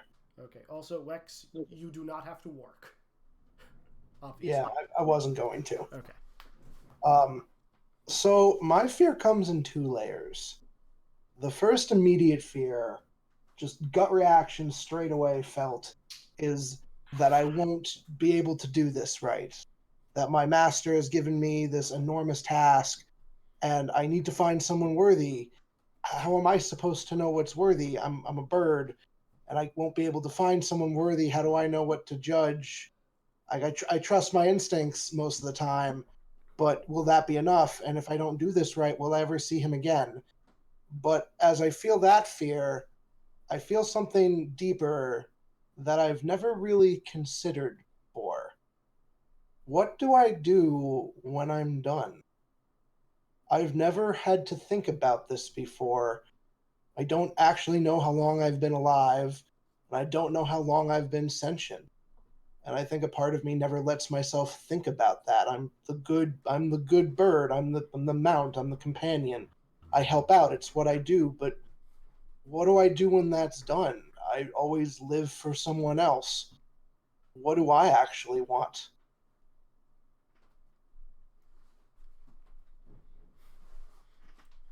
And Coco, as that echoes through your mind, the darkness seems to take shape into a bunch of faceless men coming at you with, I guess, a tackle and putting it around your neck as though they're just leading you around just like some beast of burden.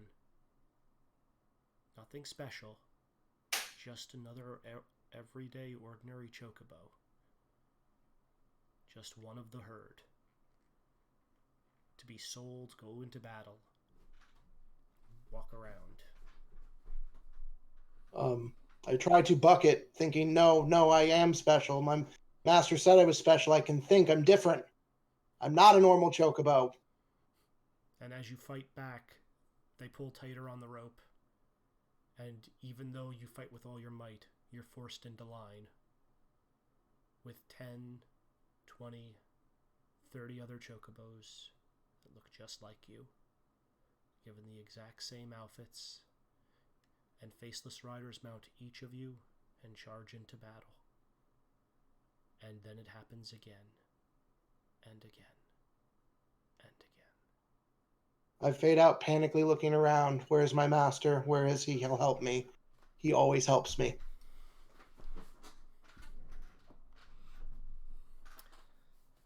And lastly, Orion. Shira? So, there were two separate voices. Both of them deep down are longing to become whole, to become one again. One is afraid that they can't stop the other. One is afraid that they will never actually possess that which lies at the heart of everything. But once again, they both want to be whole and are afraid what will happen if they are, and which one would win.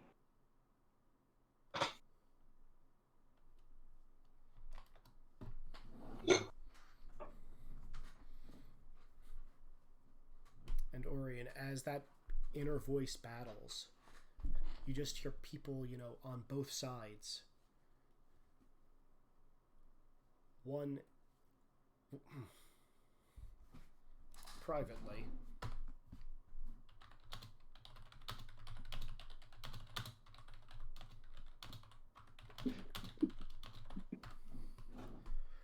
So thank you for that, Sean. Okay. You hear two voices, or not even two voices. These are like images, as though there are the two warring factions within you. One side you see reaching out, running towards this strengthening energy, this pulsing that is just shrouded in darkness. The other side of you is running forward and kind of charging towards a fiery aura of light. And as both of these people approach, those energy forms take shape. The darkness fades away and reveals figures wrapped in black cloaks and holding very large stones that you would recognize to be Hearts of World. And the form that gives way from light is a middle-aged man with a very noticeable insignia on his back, wielding a very distinguished blade. They both look at these individual warring sections of yourself, smile, and then fade away before the sections collide. So, everybody, I'm going to ask now that you each roll me a will save. Originally, this was going to be a will save at -8, but since everybody shared, you're each getting a +3 to that. So it's at -5 total, or a -5 total with From what?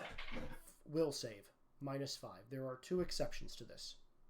Orion, since you are a nobody, you get an additional +1 to this roll, so you're rolling at -4. Basil, you get an additional +2 to this roll. Oh. You are rolling only at -3. I don't suppose channeling darkness helps at all, is he? It does not. Hey. This is against Will? This is against Will. I gotta double check my will save. Pass by 8. You said this this is -5 total? -5 total, yes. You said for me it was -3, so that's actually a pass by. Yeah. Using luck. Sure. Still doesn't work. Okay. All right, I'm just going to go from top to bottom. Yeah. Orion, did you pass? Pass by 1. Okay. Webby, did you pass? No. Okay. Coco? Nope. Mute? Nope. Basil passed. Dr. Boy? Nope. Okay, so the only people that passed were Orion and Basil, correct? It is a question of whether or not my big disadvantage gives me any bonus. I've typed that to me privately.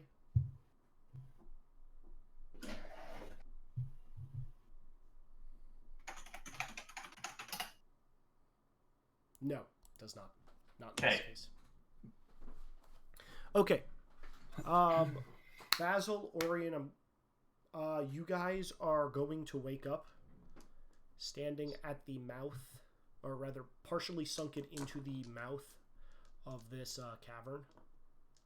There are no Heartless around you guys. All you guys see is looking around. There's a slight beam of light entering in from the cave entrance from where you fell, and you see the rest of the party kind of scattered around.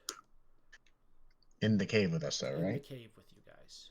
That said, while you're in here, you still kind of, recognize that, like, what just happened, you know it was real. You still kind of feel that connection to their waking thoughts. Actually, I'm sorry, I have to retcon one thing. I apologize. After Orion's thing, there was one other voice you guys heard. And so before anybody woke up, before anything happened, the voice that you guys heard, all it said was, I am afraid. Not for myself, but for so many others. I'm afraid what happens if I remain incomplete. I'm afraid what happens if I become whole again. Because if I remain incomplete, people suffer. If I become whole again, everything changes.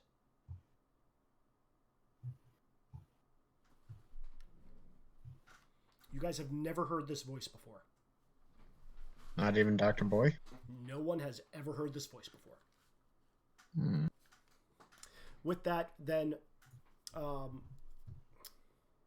Basil and Orion will wake up.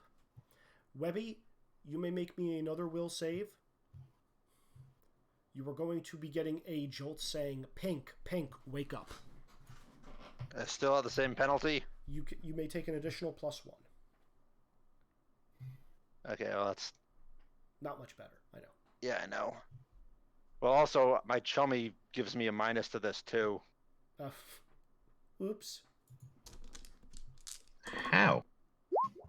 So I failed. Yep. I take -1 to IQ stuff when I'm... I guess it says IQ-based skills, but it doesn't matter because I fail either way.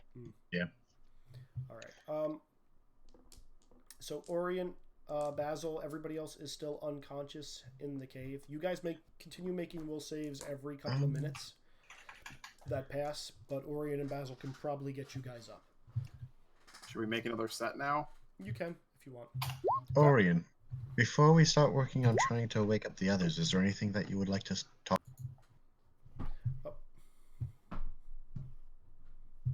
And again, everything that you guys said, everybody heard, as though it was both your own voice, but you knew who it was coming from.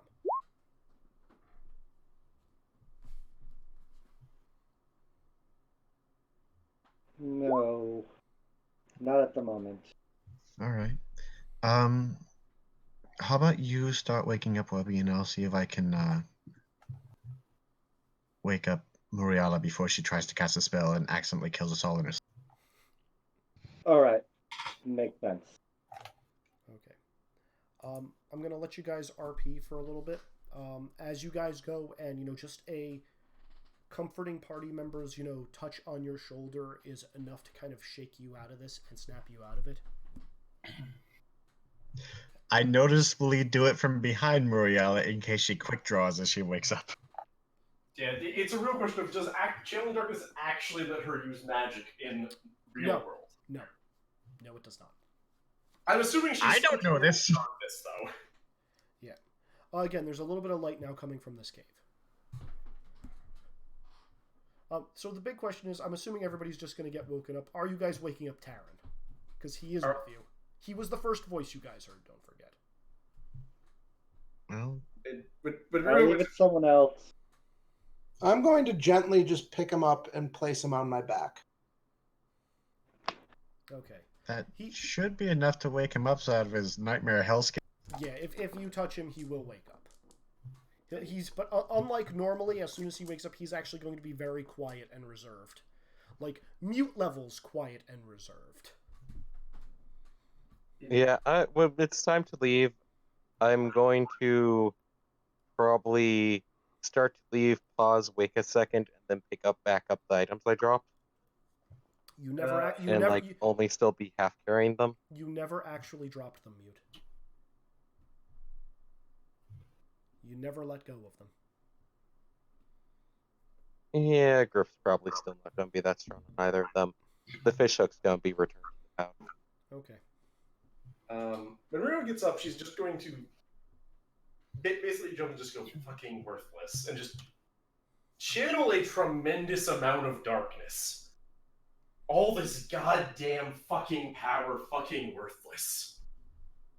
I go over and place a wing on you. And just, like, amounts of, like, sadness and sympathy and pity and just a feeling of attempted serenity towards you. Like enough. You get a very strong anger reaction to pity.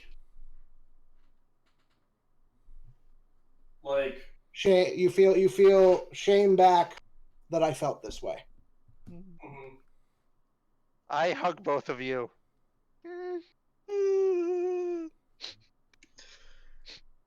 I kick Muriel in the shin. You can always utilize something in a different way. There's no need to get quite so upset about it. yeah, you'd know about that.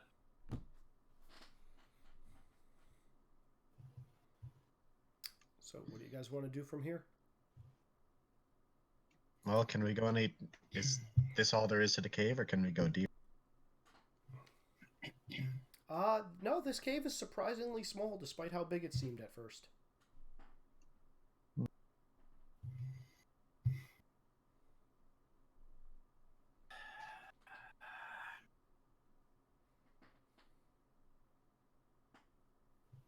How many of you heard what other people thought? I believe I did. I heard all of you. Work. It's just going to...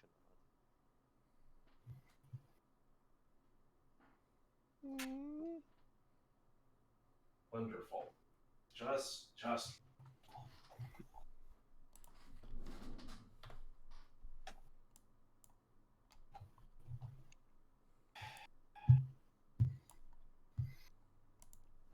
For what it's worth, Basil, I think I figured out what the Figment was talking about if what I'm thinking of is correct. In regards to one of us, or me particularly, or something else entirely? You in particular. We need to get off this world before I can actually test this, though. Okay. And I want a favor in return if I'm correct. What?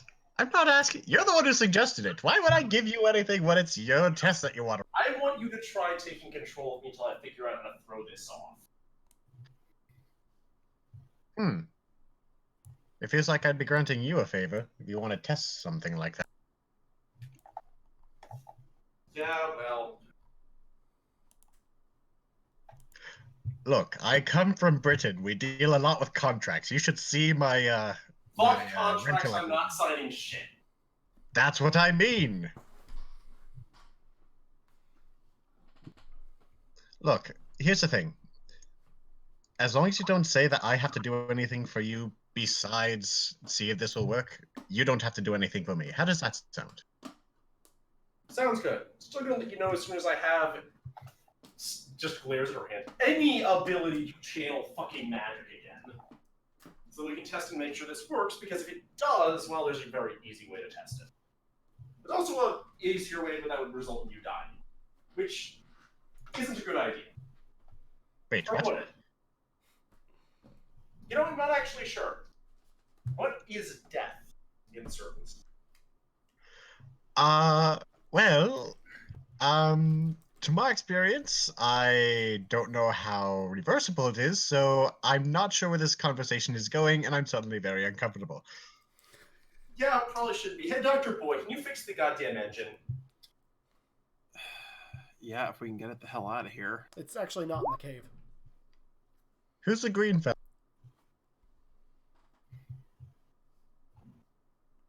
Sorry, what was that? I rolled a perception check and just was used as Q to be. Who's the green? Yep. Who's the green what?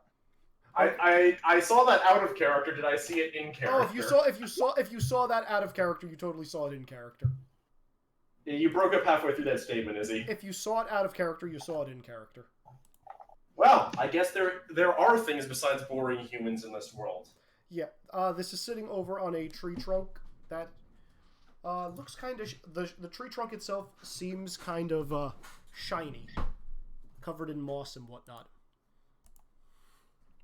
And well then. There's a small little creature sitting on there and say, into the cave you went. You motherfucker. I mean, Yeah, we went to the cave. Yeah, Is as soon this as your we cave? started going to the Yes, cave. I'm gonna hit you.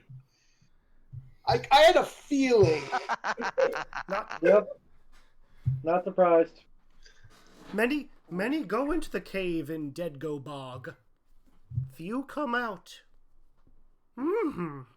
Izzy, I would kick you. Who are you? Remind me to kick you in the shins next time I see you. Is yours just stalking up to him? Like, is this your cave? No. This cave belongs to the world. Fuck this world. Showed you things you did not wish to see, did it? I don't know. I think it came out all right. Showed me things I already goddamn knew. Knew but not admit. I have to make a self-control roll. Do you know what drew us to the cave in the place? It's guided here. Yeah, no, Muriel is swinging at him. It's not. I know it's not going to work, but she's going to do it. Oh yeah, he's just gonna like hold up his hand slightly and like you're just gonna stop before you actually hit him. Patience. Calm yourself. No. The cave called to you because you all have potential. Well, I think it called to Webby and then after her. Potential for None of us what? were forced in by being in a situation we couldn't blast our way out of. You really should try and not use violence for all of your problems. I only use them for problems relating to Heartless and Nobodies primarily. Creature of darkness, I am not. That is the way of the dark side. Dark side of... The Force. An energy field that combines all living things. Energy of the heart. Great. Okay, other terms for Lux. Is Got this it. different from light and darkness? Yes. To use the Force, you must empty yourself before you fill it up with what surrounds you. So, empty ourselves and fill it up with swamp water and shit. Got it. I'm gonna try doing what Yoda says. Potential you all have. Only one of you has started your training. Huh? Is it the chocobo? It's the bird. It is not the bird. The bird. Well, it's the other bird. Nope. Izzy actually told us something. So one of you spent 15 points that I told you would come up later. Oh, really? Yeah. Congratulations, Mute. You are actually Force sensitive. I have no idea what this means. Okay. So, out of character, if you guys want to spend any amount of time on this world, you guys can start learning about the Force. The base for becoming force sensitive and using it is 15 points. From that point on, you may reskin any advantages in the book using the psionics tag and changing that to the force tag. Psionics to force. Muriel's going to listen to it a little bit because she wants to know what he's talking about and then dismiss it as, whatever. Like, I'd be willing to learn. He would probably need to be the one to put in the extra. It actually called me over at this point to learn. Oh yeah, no, I'm not going to force everyone to stay behind. Yeah, no, he's going to point his cane at you and say, "You have potential, but all here can learn if they so choose." Given my particular crisis of conscience, this interests me. Yeah, so how he's going to describe the Force is very simply, it's not about having darkness or light within your heart. It is about finding the balance. And using your exterior to harness that power. Effectively channeling the energy that surrounds you from all living things. I'm on Moriala's shoulder, and I kind of like do a weird elbow nudge thing, only it's like into her earlobe because of size. This seems like it's exactly what you were looking for if our little combined experience is any. Yeah, given other experiments, I'm pretty sure I'm too corrupted on one side of this already. So I stare at. I kind of say, call him Yoda. We know he's Yoda. Yeah, he's Yoda. He'll introduce himself. I stare at Yoda for a minute, and then I walk over to Terran, and I pick him up, and I put him in front of Yoda, and I put my head down for Yoda to touch my head. Oh, Yoda doesn't even. Yoda can communicate with you without needing to touch you. Oh, can I just talk to Yoda? You can just talk to Yoda. He's You can talk to Yoda. He's one of the exceptions in this game. Yes. I just tell him like I don't know what I want right now. So at the moment, I just want to keep helping people, and I think you might be able to help him.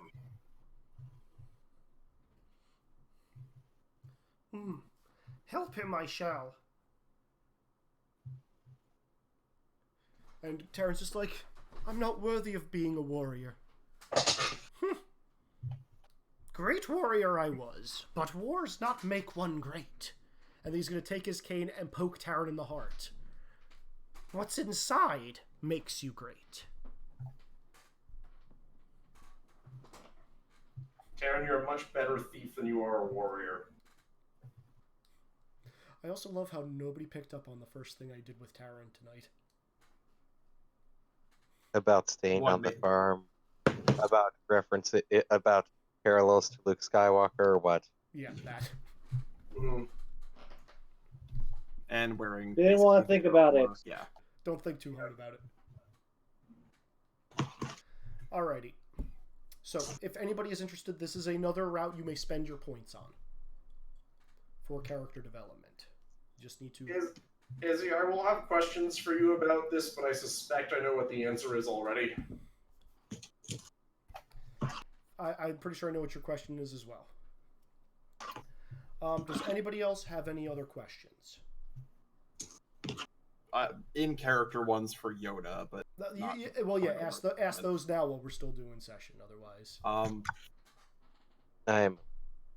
So, like, what can I basically I'm trying to approach this like a scientist. Like, what does the Force let you do once you kind of channel it?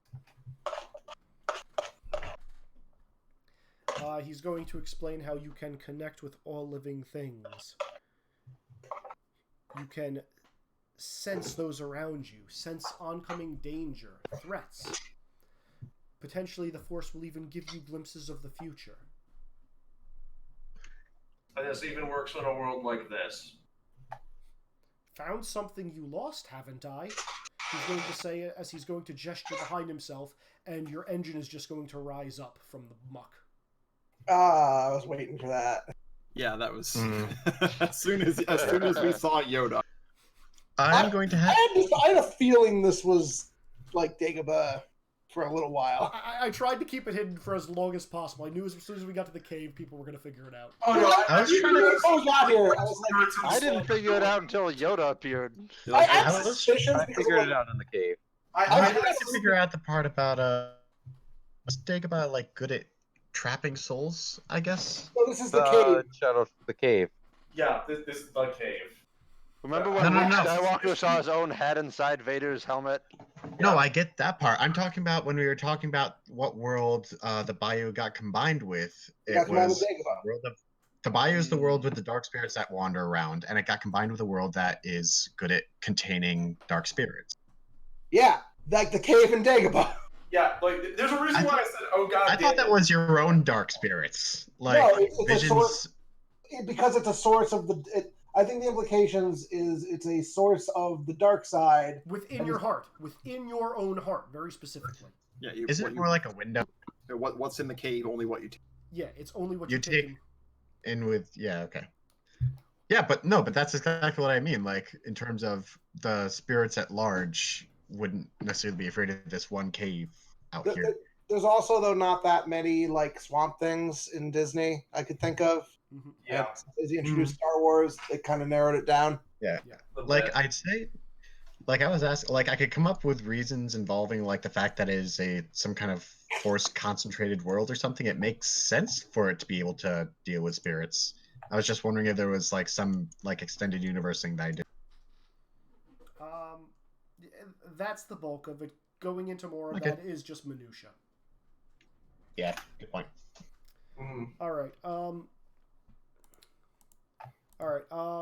I think we're probably going to wrap soon. Is there anything anybody that would like to do? So Izzy, I'd like to do some RP, but I need to break a rule. What's the rule? I want to actually have a conversation with someone for the first time ever. Whom? Nick. Yep.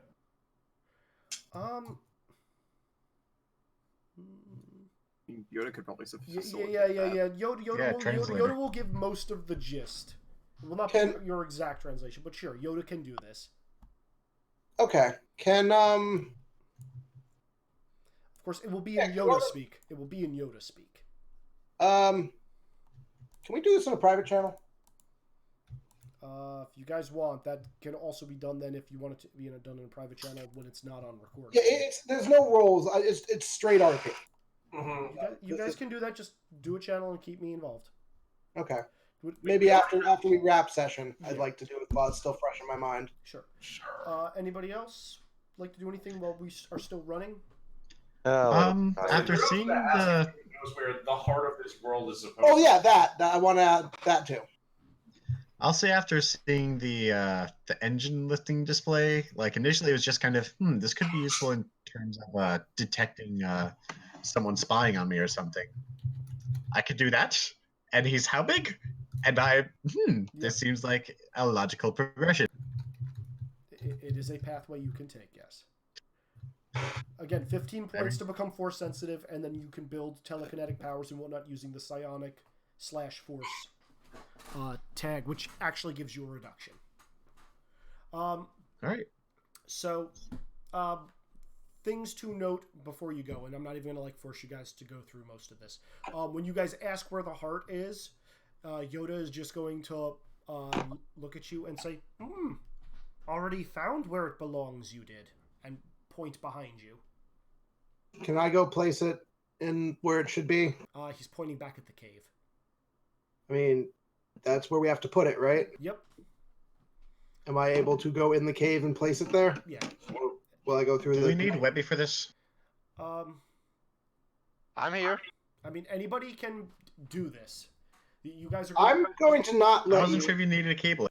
I'm going to go do it myself. Yeah, you don't need a Keyblade to return a heart. There's actually going to be a chiseled out section on the wall in the cave, and it fits right in there. And as soon as you put it in, it seems as though energy just kind of fills up the entire area.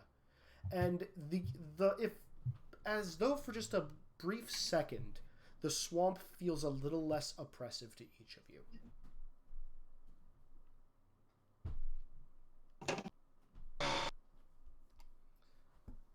Also, Dr. Boy Yoda will easily get the engine back to your ship, so you can make repairs in time for when you guys want to leave.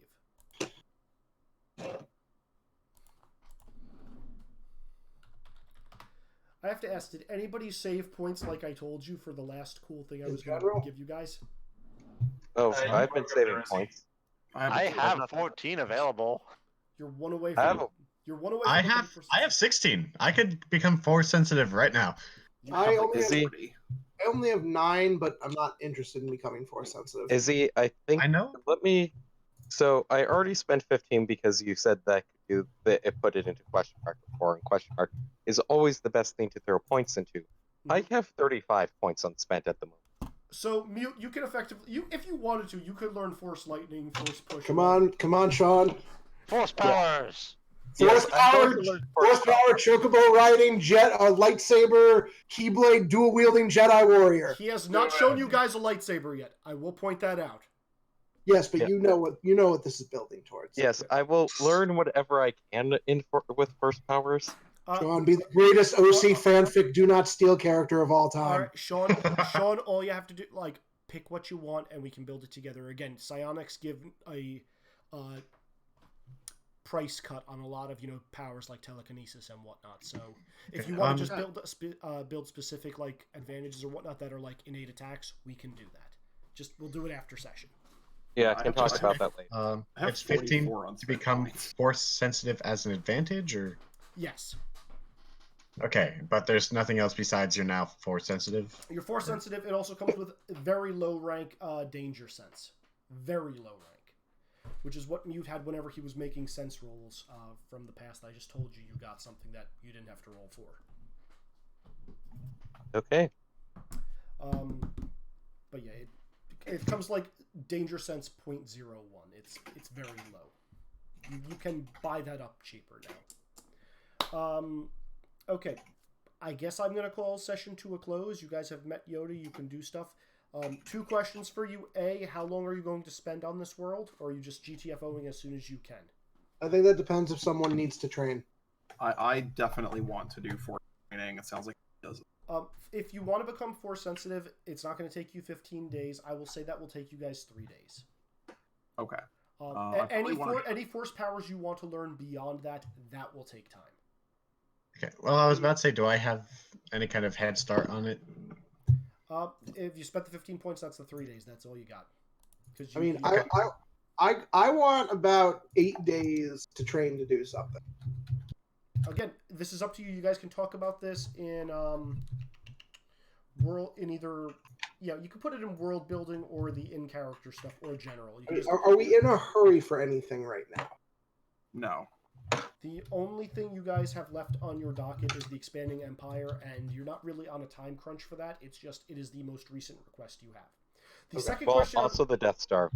That too, but you don't know where that is. The second question I was going to ask you guys is what you want to do after this world. Where do you want to go? Because if you guys can argue how long you want to take training time for here and where you're going next, if you guys have a plan. Again, these are things I just want to know before next session, and again, it's probably going to be 2 or 3 weeks before next session because it's real life. Mm-hmm. I need to have my character conversation with Nick before I can answer this question. I need to figure out what I want to get other than activity, which will kind of help determine how long I'd want to stay here.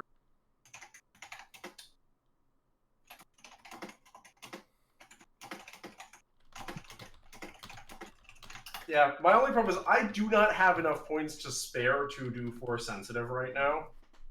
I feel it is not appropriate, nor would I want out of this character to be a Jedi. Again, this is an option. You guys have lots of options for your builds at this point. Oh no, it is, thanks to what Izzy has confirmed, it is 100% something that when Muriel asks Yoda more information, she'd be interested in. Given what everyone just heard. You and I can be training buddies. Yeah, I'm also going to still be having you try and do the take control of me thing. Oh yeah, but that comes later. And you know what? Start of next session feels like a good time to explain the other half of that. Oh, no, wait, hold on, Nick. You misunderstood the thing. Wait. I misunderstood the what? Hold on.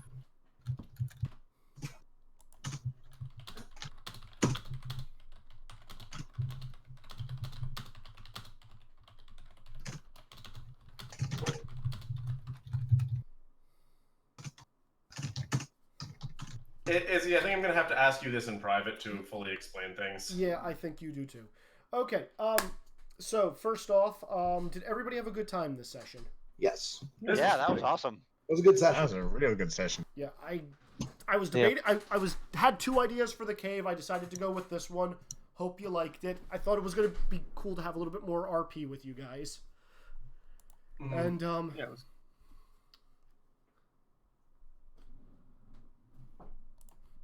And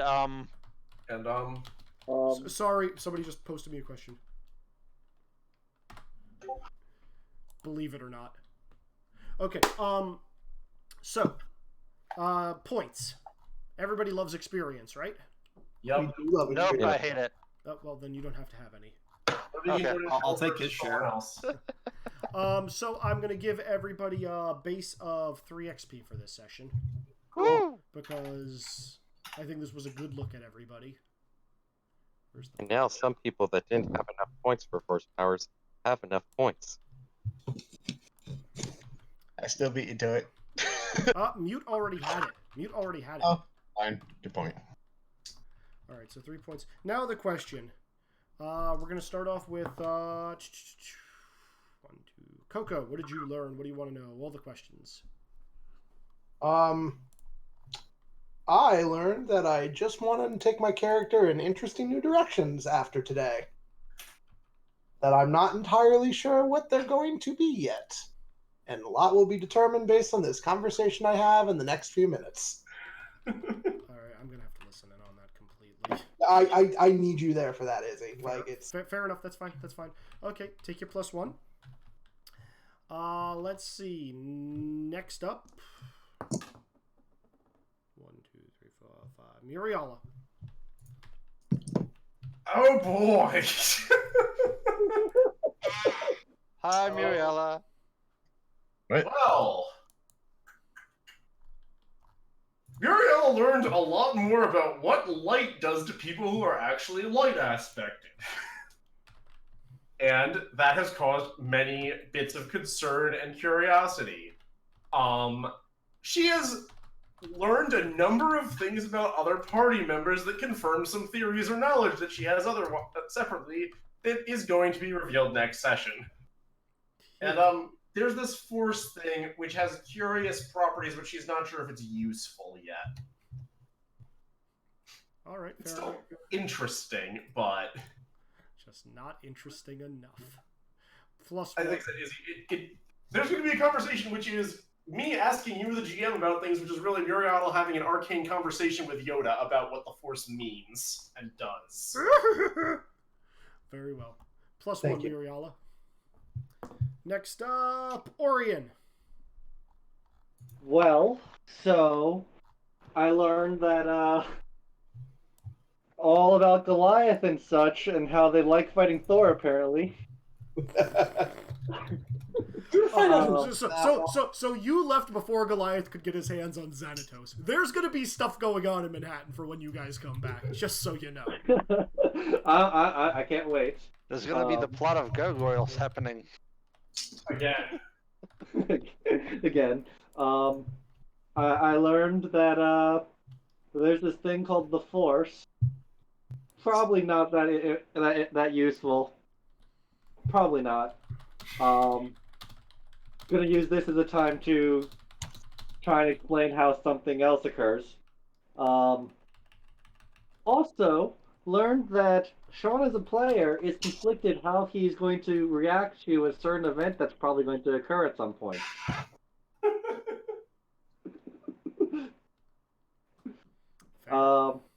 Izzy probably understands what this means. Nick probably understands what this means. Weck somewhat understands what this means. I must be tired. I'm not actually sure what that means, but I'm sure you will tell me in a minute. Take your +1, Sean. Okay. All right. Next up, Dr. Boy. The whole fucking world has opened up to Dr.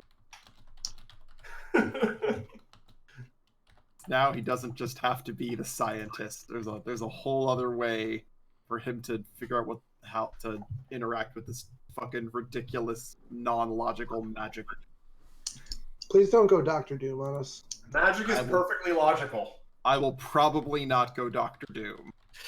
Probably. Would you be Dogter Doom? Oh, it's so bad. It's so bad. That hurt. I could also be Dog Maker. Oh, Take your +1, Doctor. I just took like 20 points of existential damage. Mute. What'd you learn? So more things to. There's something else to learn that might help me actually do what I'm supposed to and actually help people better. So, going to try that. I learned a lot about what everyone in the party's worried about. And hey, we found him. That was easy. We didn't even need to look for him. Did you really think I was gonna force you guys to look for Taran? No, I thought he was going to show up as a mini boss fight. If I forced you guys to look for Taran, he never would have been found. Yeah, I thought we were going to meet Terran corrupted by darkness as a mini boss fight.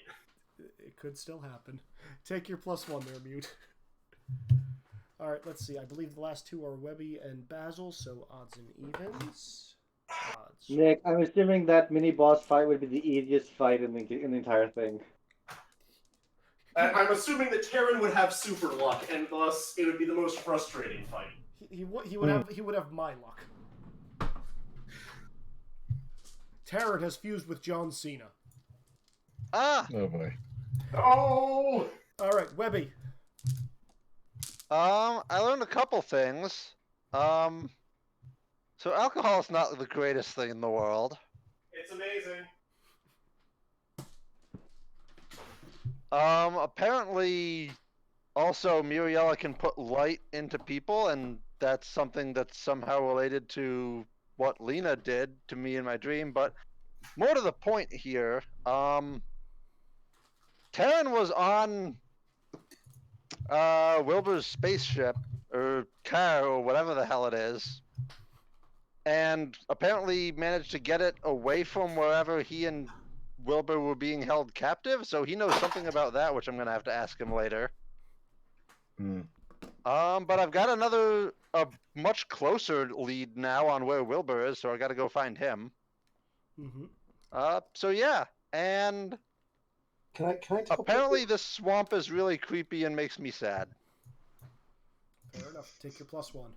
Can I tell people who Wilbur is yet? I'll let you at the end of the session. And all right. Last but not least, Basil. Well, there's a new game afoot with Webby's missing friend. This with the Force seems like it might be an interesting equalizer versus my size, but also it necessarily rely on moving things with mind. Then I would definitely be able to do some interesting detective work with the abilities that I can contribute. So. And then as a player, it was interesting to hear everyone's like darker parts of their backstories come out of it, or darker parts of their character creation balancing stuff. And what do I want to know? I want to see what sort of mysteries I can solve when I can basically have a low level sense motive that is a little less vague on how it works. Fair enough. Take the +1. Okay. And now the questions, everyone. There's going to be 2 questions this week. Le vote. I thought about these. I really like these. So, the questions for these votes. Question 1. Who did you learn the most about in the cave? And question number 2. Who surprised you the most by what happened in the bayou? How do you mean on the second one? Yeah, we'll clarify. What do you? Okay. I guess which character surprised you the most by how they acted in the bayou? Does that make more sense? Okay. Like in terms of how they reacted after waking up? You can interpret it that way, either how they were acting during the cave thing or after they woke up.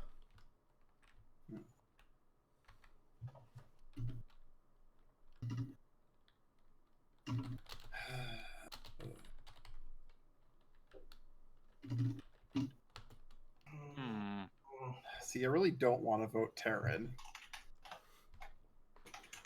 Which one would you even vote for Terran on? Surprised us the most. Probably two. Surprised to see him, or surprised that he actually has a little bit of depth? Yes. Surprised, yeah. I mean, like, surprised by how he... Either? Both? I didn't even have to think about this. Again, Terran is not... I mean, if you guys want to vote Terran, you can. You'll be leveling him. Which will mean he will be terrifying next time he shows up on screen. I know my answers for this. Alright, I think I have mine. I'm still thinking. I'm thinking too.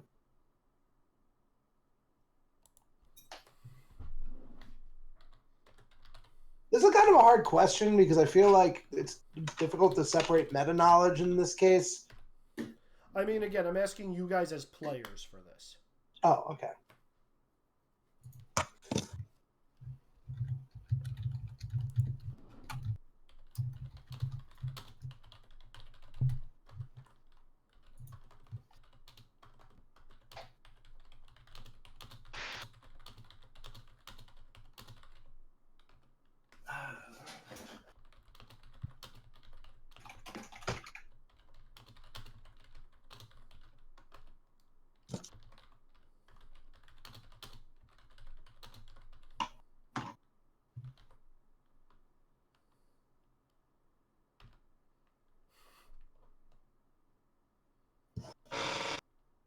Okay.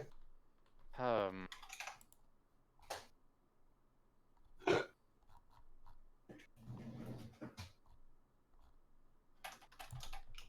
wait, I realize I have to change one of mine.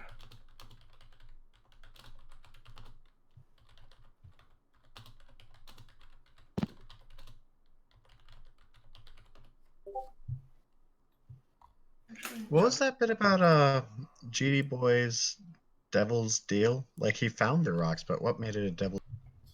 So, I know I found what is heavily implied to be the heart of my work, and I unwittingly traded it for basically for a Faustian bargain for knowledge, apparently with gummy. Oh, I thought you found gummy blocks, and it was like that. No, I very likely found the heart of my work.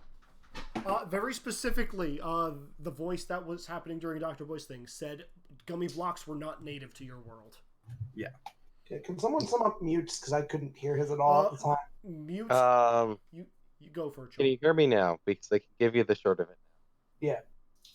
Okay, so Mutes basically is the thing about how he shouldn't have left home, that maybe he should have stayed in the book himself, because he's never going to be able to return anything from the book back to where it belongs. He's never going to be able to undo the damage he did before with the book. He already found out that 2 of the figures in the book are impossible to return back. And the thing that basically he doesn't really deserve to have access to any of the book. Like the Master of Masters was correct in limiting his access to the book, but he shouldn't. But he probably doesn't deserve it. Okay. And that ended with Judge Master and Legrim fading into the visages of his parents, and like looking very disappointed at him, and then looking away and not looking at him anymore before they faded into the darkness. And then the book became unreadable. And then the book blanked out. Yeah, the book became blank. Yeah, also, I'm sorry if any of those seemed really harsh for your characters. This was supposed to be the darkest thing. I hope I hit that chord with everybody. Yeah, I think so. Yeah. Like, not 100% for me, but somewhat on the path. Yeah. It took you 2 tries for me, but you hit the chord. Yours had to have the lead in. That was the thing. You don't know why yet, you will eventually. Is everyone ready to vote? Yeah, there are ways that I can go darker than this, but yeah, I feel like I'm a hard character to pin fears down on. You kind of are, and just from backstory and how you've played it, that was the closest thing I could get. Yeah, it's not 100%, but yeah, it opened up some stuff. Yeah. So if everybody has voted, just say no if you have not. Okay, hearing no no's, vote in 3, 2, 1, boom. All right, let's see what we got. Who did you learn the most about in the cave? I think I won vote number 1. Yeah, Dr. Boy wins number 1 with 4. Yep. And Basil wins vote number 2 with 3. Let's see. Which character surprised you the most by how they acted in the bayou? Yeah, Basil got 3. Mute got 2. Dr. Boy and Coco each got 1 for the second vote. Yep, that looks correct. Yep. Okay, so +1 to Dr. Boy, +1 to Basil.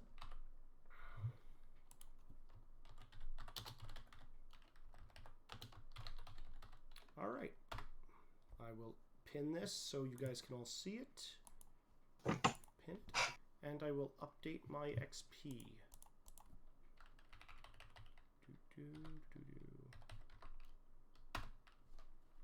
Cool. Okay. Good stuff. Good stuff. Well. Again, I hope everybody had a good time with this session. I did, though this was definitely not a short session. No. Oh shit! It was not. Yeah, that. Sorry. It was engaging. It was very engaging. It was very engaging. And It was worth it being was a long also- session. It just was a long session. It was also like kind of more relaxed than other ones we've had. Like, I don't think we had any combat encounters or anything, so it definitely was a lot less waiting for our turns. You had a Yeah. quote-unquote combat that wasn't really a combat because it was your Hmm. fears, which will always get the best of you. So I asked what you guys wanted to do, and then how do I spin it on you.